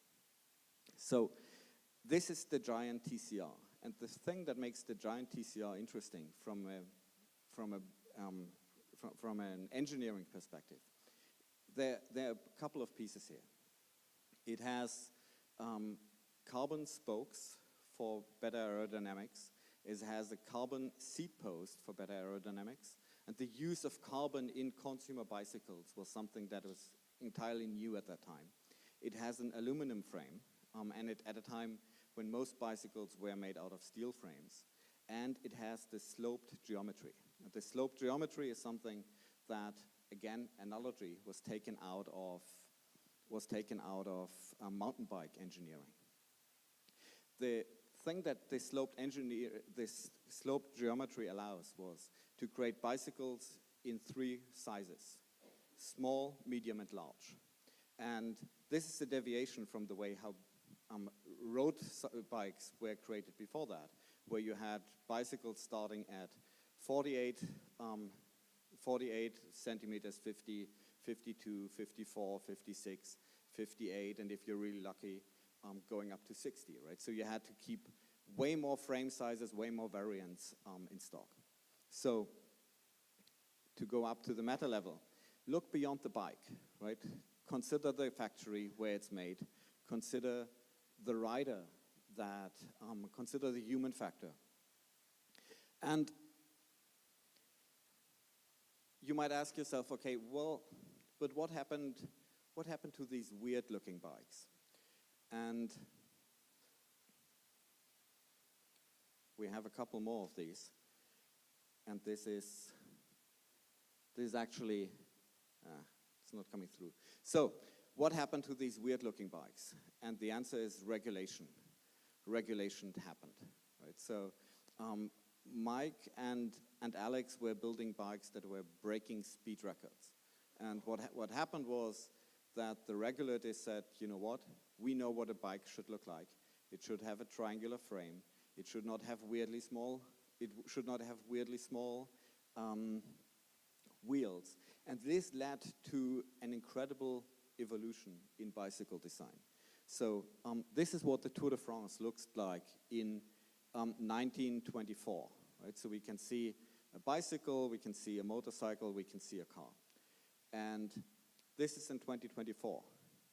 There's almost no discernible difference in the way the bicycle looked, right? When everything else on the road has changed. Actually, the road has changed, right? So the road has changed from gravel to asphalt. The cars have changed, but bicycles still look like triangles. And the reason for this is the UCI, the big regulator of bicycle sports. And now you might ask yourself, okay, who exactly cares about this? And let me introduce you to this quadrant. So in the top left, we have the professional athlete. And the professional athlete is the only one who actually cares about this regulation, right? Because if that professional athlete is riding on an illegal bicycle, they're not going to win the Tour de France. And then in the lower quadrant, you have a group of people that are called mammals. Mammals means middle-aged men in lycra. And if you've ever been one of these, raise your hand. Excellent. Right? So as mammals, we try to imitate the professionals as much as possible, right? And that's why the UCI has power over us, right? We want to be as cool as these guys, so we buy the expensive hardware, and the expensive hardware is regulated according to UCI guidelines, right? And what the thing is, you might say the people up there, the professionals, are the fastest. No, that's not true. There are people who are creating human-powered vehicles, right? They're not calling it bicycles for branding reasons, actually legal reasons. They're calling it human-powered vehicles. And you see them up on the right. They look absolutely ridiculous, but they're ridiculously fast. And they are ridiculously fast because they are in defiance of the regulator. And then finally, we have the lower right corner. And this is where we have the cargo bike moms. The cargo bike moms don't care about going fast, and they don't care about UCI and regulation. They just care about, in this case, this is my mom, and the two of these are my kids, and one is my niece, right? It's about just getting a load of stuff or people from A to B. And in the lab, regulation doesn't exist, right? But buyers don't exist there either. So you have to deal with these constraints. And you can either bow to them and follow them, or you do what Mike and Alex did, which is to transcend these constraints. And let's look at a couple of bicycles. So this is the giant halfway. And it's a folding bicycle for the city. The thing that is absolutely Mike Burrows about this is that it's actually, you can't see the other side, but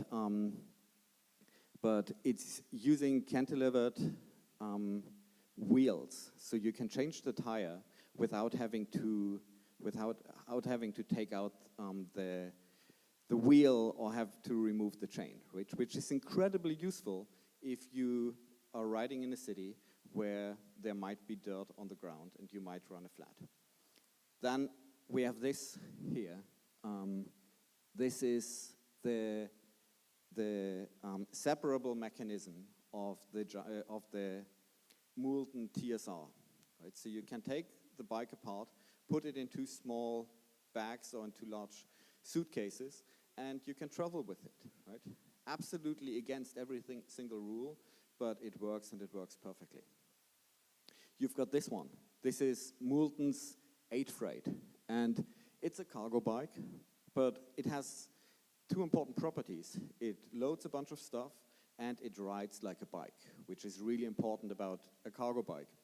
And again, you can see this a bit better here, that also it's a one-sided construction, so you can change the tire without taking out the bike, without taking out the wheel. And if you want to go fast, then Mike has a couple of things for you. This is the rat catcher, and this is the wind cheater.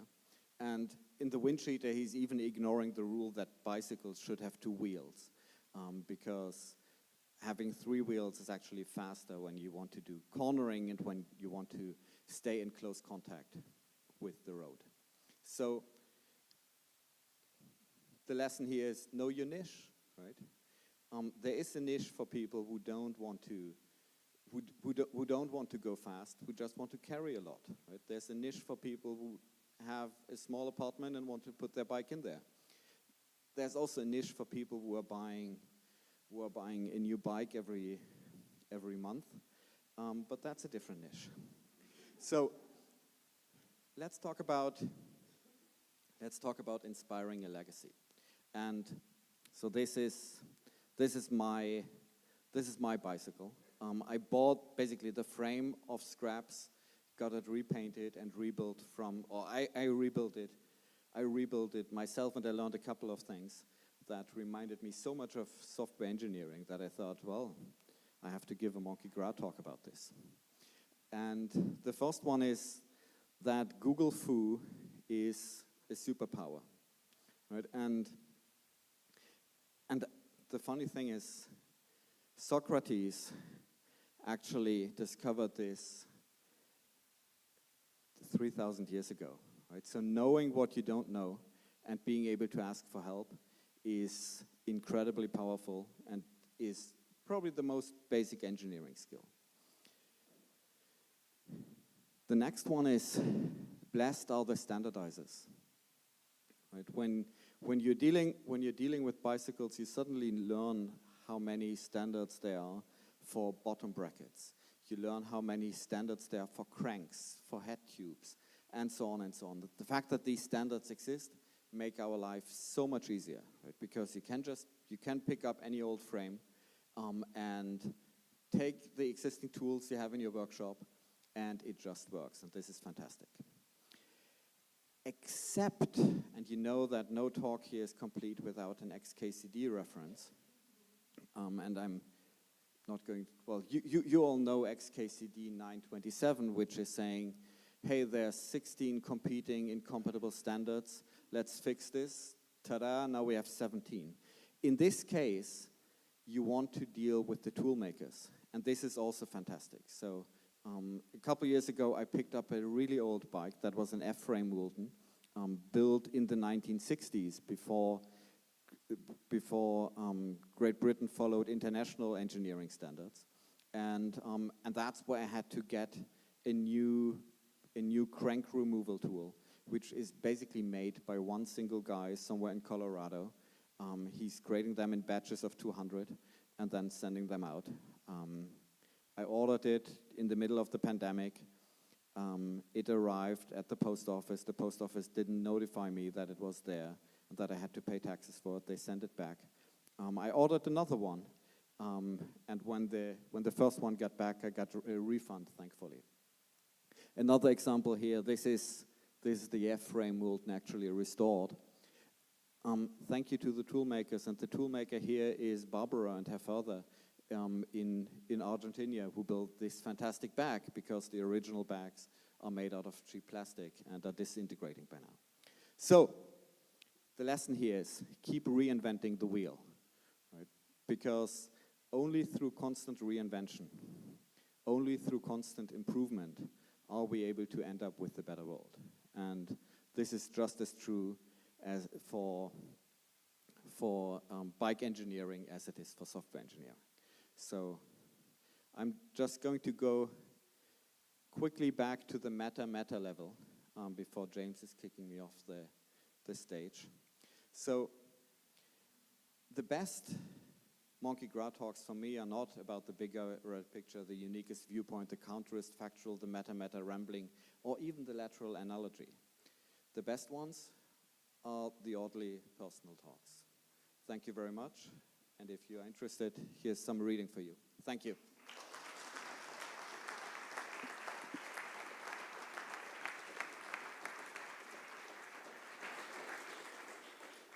Well, that was lovely. Thank you. So here's the thing. There's supposed to be 2 more talks this evening, but I think we're really close to done. So here's a question. I'd like a show of hands. So I like to have a long lunch break. We fucking need one because lunch service seems to take forever. But I'm kind of wondering whether we should have one more talk now and take 25 minutes off the 90 minutes of lunch tomorrow, or whether you prefer to power on through. So we either have one more talk now and break for dinner and a drink and stuff, because I think it's been a lot. My brain, I'm full. Do we have 2 talks? So hands up for both talks now. Let's power on through, have the long lunch tomorrow. Show of hands. Oh. Hands up for one more talk between now and dinner. Okay, I think I do not like to argue that vociferously with my community. I have an opinion, but no, it has been spoken. Sorry? Yeah, well, hardly. Okay, that is the answer. So, where's Alan? Do you mind talking tomorrow? No. Amazing. Listen, I do the best I can. I mean, I know you, of course, I've not thought about that.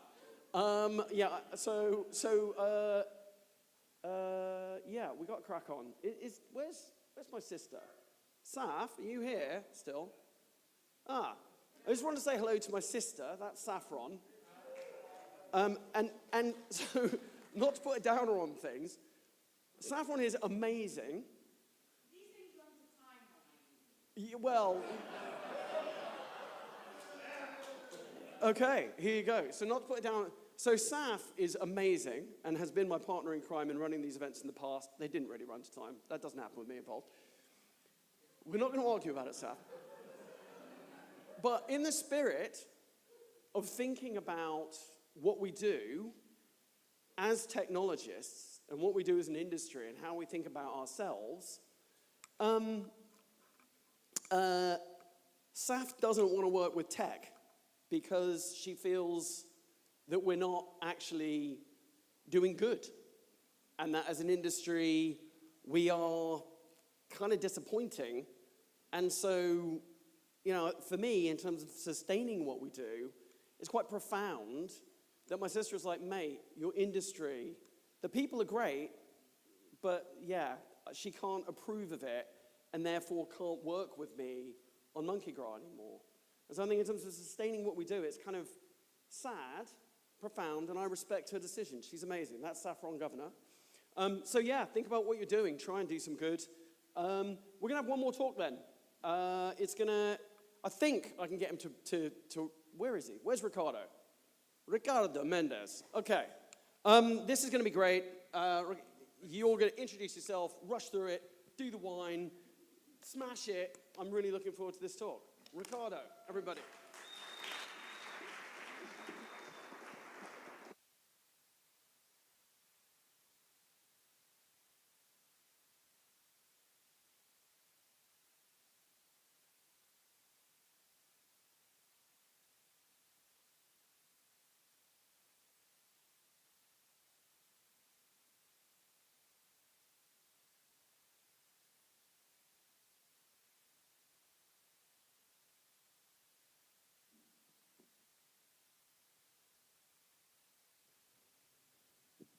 Okay, let's see how this works out. Gonna motor mouth my way through this thing, given that I'm now sadly the one keeping you from dinner. Luckily, I'm operating on copious amounts of caffeine, so let's see how this works out. So I'm right now, I've been working on the last 8 years on the investment strategy side of the table. Actually, my background is in tech, spent a long time as a CTO, ran a few open source projects. I'm mostly not gonna be talking about that because I figure we would have enough talks about tech. But first, before we get started, quick show of hands. Who speaks Spanish? I'm just curious. Okay, good. This will be relevant later.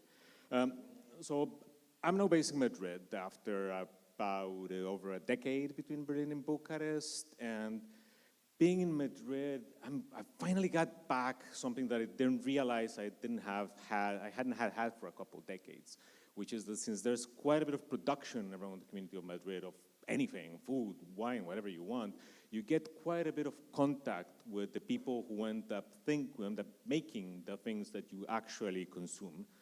And being something of a wine guy, I've taken advantage of meeting like the people, the winemakers that end up making the wine that I drink. Talk about their choices, the profits, the processes, the risks that they take. And, let me tell you one thing. If there's something that involves passion, is winemaking. Now, I don't mean passion in the usual overused Hollywood sense of this fiery, all-encompassing love for the craft thing that you do, that it does require it, actually. You do need to have that love and dedication for it, because I actually mean it in the original Latin sense of passio, meaning suffering.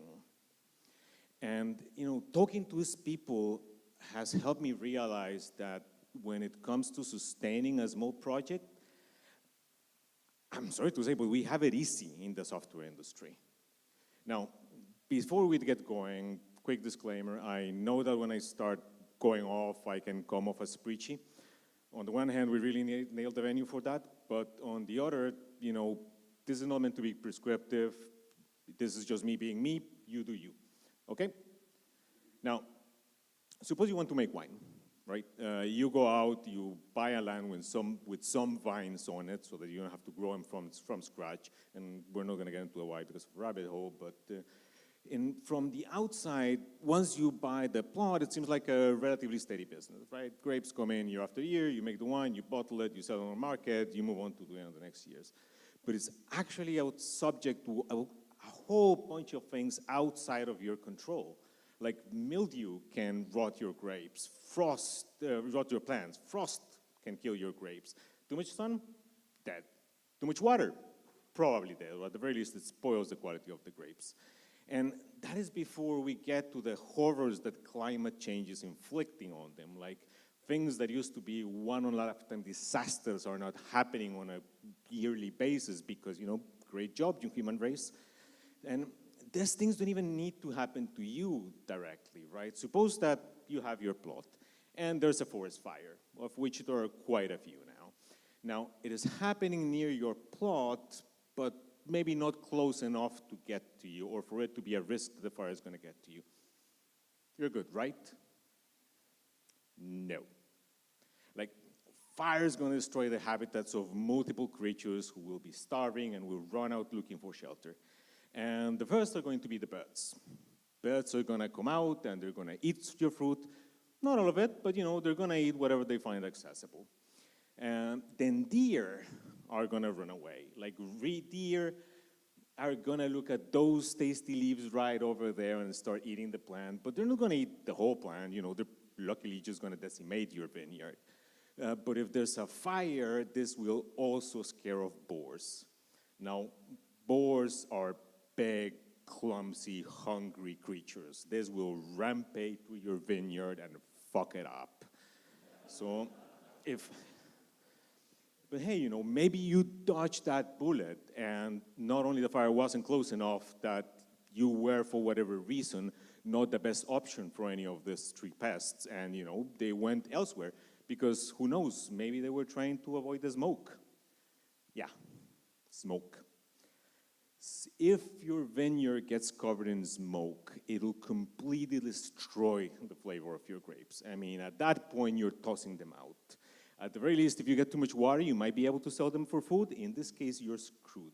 I mean, it's going to make you wish that you had gotten the boars instead. Now, maybe none of this happened to you, and you have a few sane years, right? You still have to contend with producers who not only have established channels, brand recognition, a marketing budget that is probably more than you spend on your entire production, then put out between hundreds of thousands and millions of bottles across a wide variety of price ranges, some of which probably covers whatever you were targeting. And, frankly, how do you plan for this? Like, through the years, I've built a fairly high tolerance for risk. And even with that, like, I don't know that I could possibly deal with this.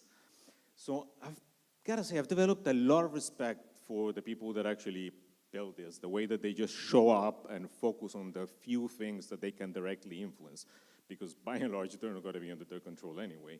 And I think it's worth examining how they go about things, because while not everything might translate directly, seeing how other industries address issues can help us learn something because we see them without the biases that we would bring to our own space.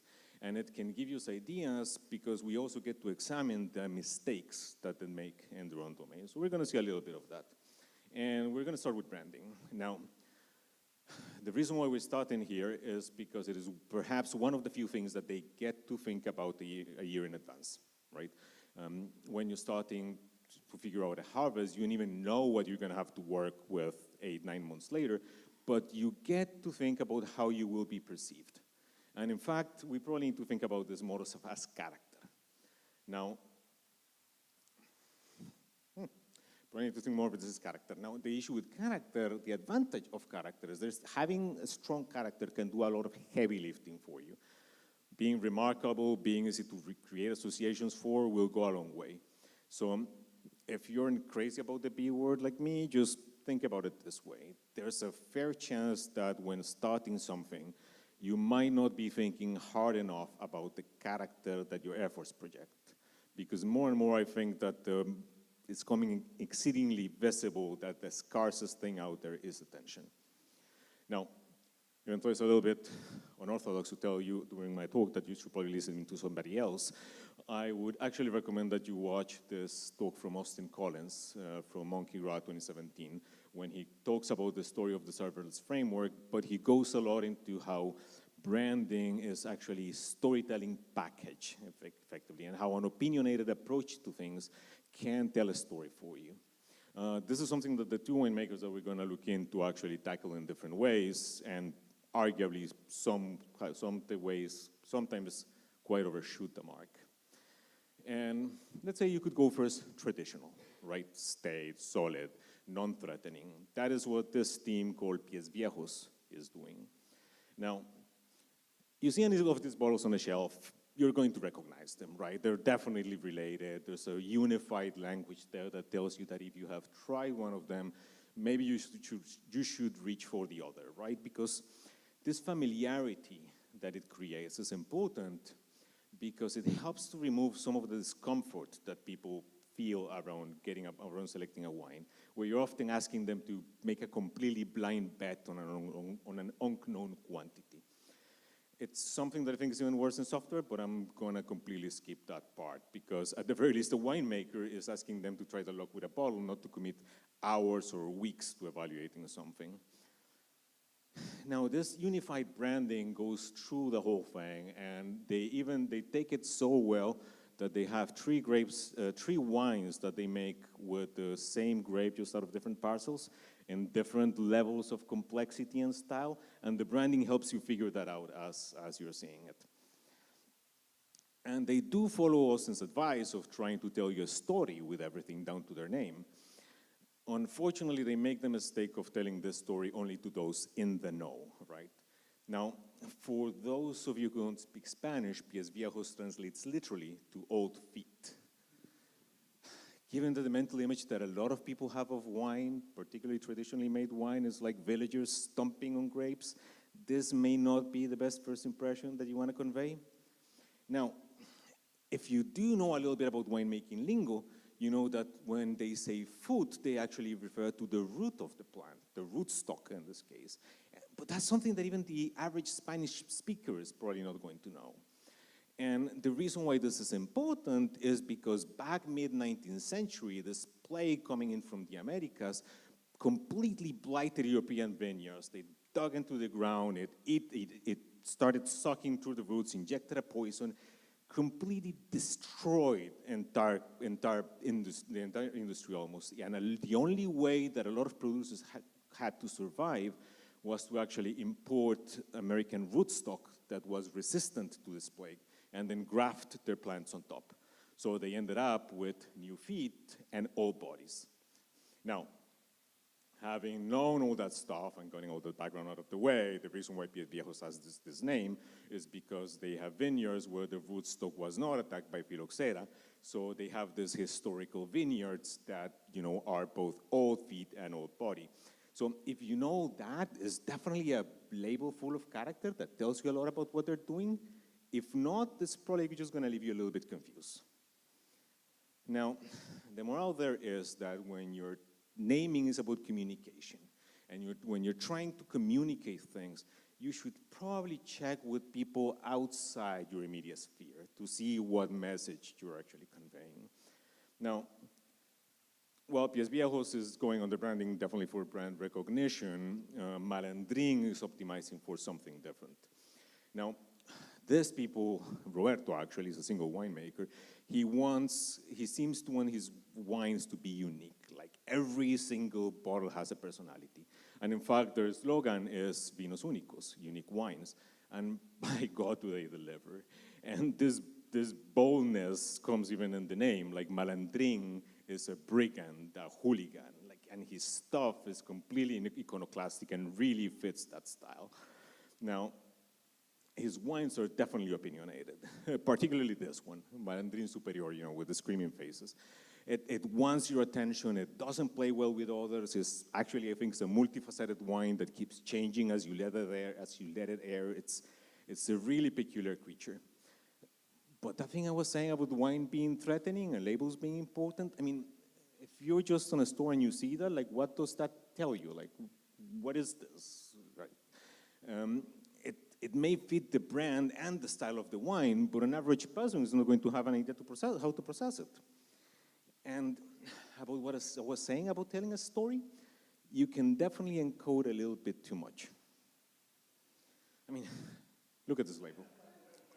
Like, I can tell you exactly what this means because I spoke with the winemaker and he told me like the whole story about this harvest and the style of the wine, the whole thing, and I started connecting it with the label itself, but I assure you that nobody who hasn't had that conversation and who doesn't actually figure out and can squint at mathematical notation is going to have any idea what the heck this is. Now, I'll give you this. This guy is bold. Like, communications issues aside, not only he's a sensational winemaker, he really projects a very particular energy with everything he does. Particularly, there's a character to the stuff that he puts out, particularly with this one. It's a brazenness to it. It's experimental wine. He makes it differently every year, and he calls it El Vino de mi Pepino. Now, for the non-Spanish speakers, what that means is the wine from my cucumber. And since I expect that some of you are assuming that I'm translating that directly to be funny, no, I'm fairly sure that's actually the mental image that he's going for. Now, there are two lessons that we can learn from the existence of El Vino de mi Pepino. The first one is to leave room for experimentation, right? He makes this wine differently every year. It actually teaches him things that he can apply probably to other wines that he's making or to his regular job as an enologue, which, where he has a regular job, will become evident soon.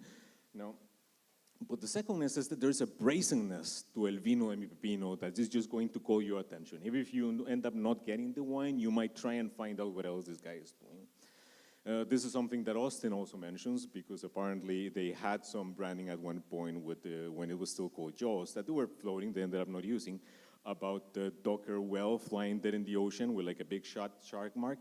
Like, that brazenness, that telling people what you stand for or even what you stand against is going to help them remember you as well.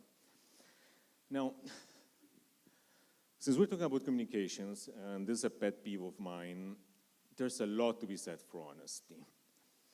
Look, as much as I'm into open source, if someone thinks that if they use someone is afraid or worried that if they use an actual open source license, Amazon is going to come in and clone their stuff and paywall it, and then they feel that they need to use the PSL, I mean, go ahead, right? It's your company, it's your employees' income that you're delaying.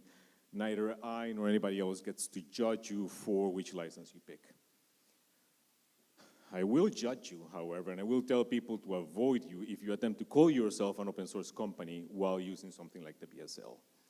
And this is because labels matter, and labels carry meaning. Like they wrap all these concepts in a single, easy-to-digest package.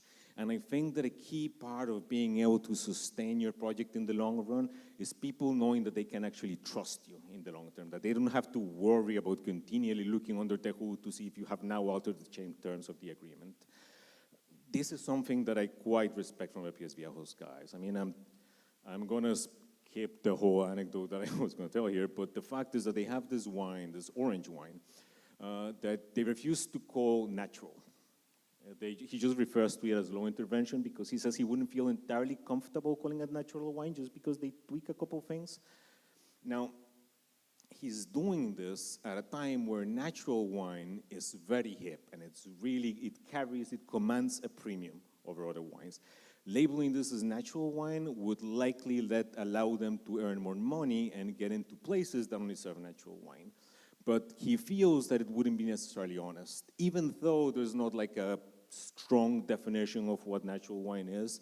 And I assure you that the majority of the wine shop owners that I have spoken to about this really would assume that that's a natural wine. He's not entirely comfortable with it. He prefers to just be direct and call it low intervention. He's choosing an honest label, while at the very least leaving money on the table, and I really respect the hell out of that. It makes me a lot more likely to trust them in the future blind about anything they might be doing. Now, I know what you might be thinking. Sure, this is a commercial industry. There are wines, you put out your harvest, you probably get your money back out in a year. You don't even need to go out and find people to buy it because it's going to be on stores or something. This is unlike, our software projects that have such a high initial cost and wrap-up time. Now, let me disabuse you of the notion that you would get into this kind of thing to make money. The Malandrin Superior that we were talking about earlier, now, that retails for about 26 euros. That's probably not much in England, and I know there's barely above starting price for this in California, but in Spain, this is money. Like the average Spanish drinker is not going to buy that bottle blind. Now, this means that you're unlikely to be moving volume because it's also a wine that you need to open the bottle and probably drink. It's not going to be sold by the glass. Now, the fact that you're not going to be moving volume is probably not terrible, given that Roberto didn't remember how many bottles he made, but he makes about 3,000 bottles a year. He was sure the last one was less than 3,000. This means that you're not going to get into department stores. If you don't get into department stores, you need to go out and find a distributor. Distributors will take between 30 and 42%. Let's average it out at 35% or thereabouts. That means that out of the 26 euros for every bottle sold, you get 17. But Spain has a 19% value-added tax. So that means that you actually get 14 euros in your pocket, or about 42,000 for the entire year's production. Not as profit, mind you. This is before you have to pay your costs, before you have to pay your income tax, before you have to pay even for the freaking bottles themselves. And it's even worse when you think that some of the other wines, like the Vovo VT with the weird math label that I showed, and also some of the wines from Pies Viejos are more in the 600, 700 euro. 600, 700 bottles produced range. That's why my friend Roque, who owns a wine store, likes to say that making wine is a very classy way of losing a lot of money. So, you pick your grapes, you make your wine, and then you get to run the risk gauntlet every year. So, given that you're going to be getting less out of our entire year's harvest than a mid-range JavaScript developer is going to get without, say, having to buy a plot of lands, pick grapes, which will completely destroy your back, expose your income to whatever random things the elements may want to throw at you, deal with Byzantine local laws and regulation, which, trust me, I'm not getting into because I just don't want to go this whole thing to turn into a rant about it. Find the right distributor and then put this thing on the market, and having to convey the right message without chances are ever having met the vast majority of your customers. Why would you, right? And there's a single answer, which is, and I'm sorry that I don't have an SKCD, but I think this fits better. It is because you're driven to. It is because it's something that you derive intrinsic value from, that you pretty much can't help yourself to do, and which you hopefully expect will pay for some of its costs. Now, also sometimes it is because you find the right people to get really weird about it with. Like, Roberto seems to be, as far as I know, one of the few solo founders that's making it work. Pies Viejos, on the other hand, is actually three people. Jose Carlos, a Spanish industrial engineer, Jose Luis, a Venezuelan electrical engineer, and Carlota, a radiologist. The reason why I mentioned this and why I tell you they're professionals is because that is not just their background. As far as I know, they all spend their time on this project, they teach about wine, and they still need to maintain their main jobs. Because how could you not with those market economics, right? I mean, these things are in practice side projects that also happen to have a massive startup cost. And this probably is not going to make me very popular, but it's something that we seriously need to consider in the software industry when we think sustainability and when we're starting something ourselves. There's a fair chance that a lot of what we want to build will need to remain a side project. Now, we did have an entire Monki Gras year around the theme of homebrew, about how a side projects are becoming the main thing. There are some sensational chats from, Nick O'Leary at IB talking about defending Node-RED at IBM, to Ken Beck, who's a freaking legend, interviewing a couple guys from a microbrewery. So I definitely recommend that you watch it. Just be warned that it might instill some serious survivorship bias. And perhaps this is an area where winemakers do have it easier, right? Maybe in software it's a little bit too easy to convince ourselves that if we just sacrifice enough hours, if we just deal with enough entitled users being shitty on GitHub issues about why they want their random pull request merged or what have you, maybe the project will get big enough that it brings in money and we can actually do it full time. Maybe we can easily tell ourselves that we just enough sleepless nights and lost weekends, we can actually leverage all the stuff that we have put out because of the magic of not having to deal with unit economics. A winemaker doesn't get to deceive themselves this way, right? They can eyeball a plot, figure out with some basic arithmetic how many grapes they're gonna be able to get out, and then figure out, like, yeah, maybe I should still retain my radiology job. And I suspect that the self-deception about scalability is something that our industry somewhat encourages, including when we get companies that, hey, apply with your GitHub contributions for this particular job, which implies that you should have all this consistent stream of free code that you have to produce into other people, because, hey, this gets the industry free labor overall, right?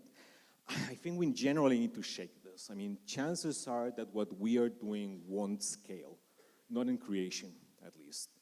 And I think that actually, if you're passionate about what you're making, you need to prioritize, you need to realize that you're better off prioritizing your own long-term sustainability rather than deluding yourself about the chances of whatever you're working on reaching critical mass, which, again, maybe it means that they're just side projects. So, because I feel, for what it's worth, I do feel that I need to say this, given that we now have billionaires bitching about how everybody under them doesn't work hard enough or doesn't put in enough hours at the office.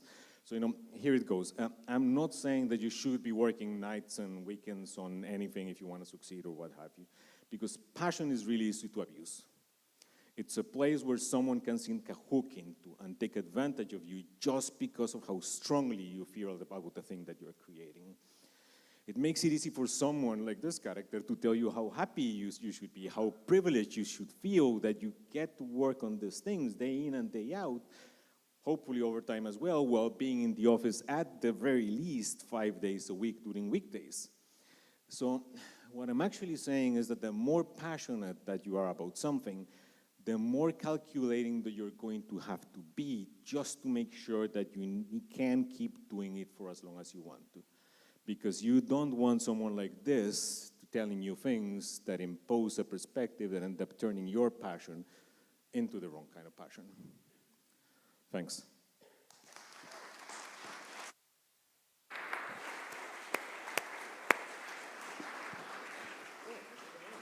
Thank you, Ricardo. And we have wine, by the way. Yeah, so Ricardo didn't just talk about wine. He brought some with him. So we'll get a chance to try that lovely wine. So food is basically going to be ready extremely shortly. Rather than us, I thought we'd let them finish getting everything together. I only realized, anyway, you can't all have drinks and get all that ready at the same time. Luckily enough, the weather's good enough that we can either in here and in the garden try some more cider, post-hog, some lovely beer. There is a peanut butter and jelly sour.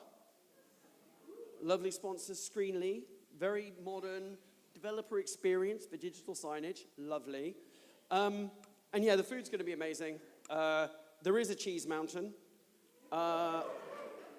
It does look amazing, and it is going to be theatrical. And they've got things that you literally cannot get anywhere else. So very exciting. I won't tell their story. Great Beyond Brewing couldn't talk today because they had to buy some kit from another brewery that had gone bust. This is a recurring theme perhaps today. So they're like, no, we can't talk on the Thursday, but we're featuring beers from Great Beyond. We'll be finishing up here like 9:30, 10, and then I'll be organizing a piss up in a brewery. So you don't have to come, but it's about 5 minutes walk, and it's the Great Beyond Brewing Company, and we'll just head over. People are always looking for somewhere after we're finished, and that is a somewhere. You don't have to go there. Shoreditch is full of wonderful flesh pots. And drinking dens, should I say. So, yes, I hope, there might be drinks brought to us in the garden.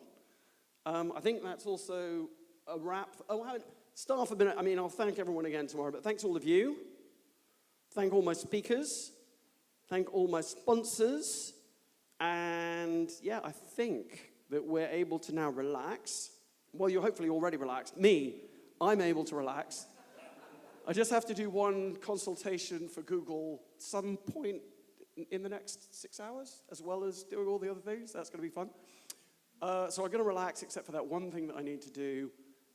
There's wine, there is beer, and there is fantastic cider. And the food will start serving very shortly. So, yes, thanks, everyone.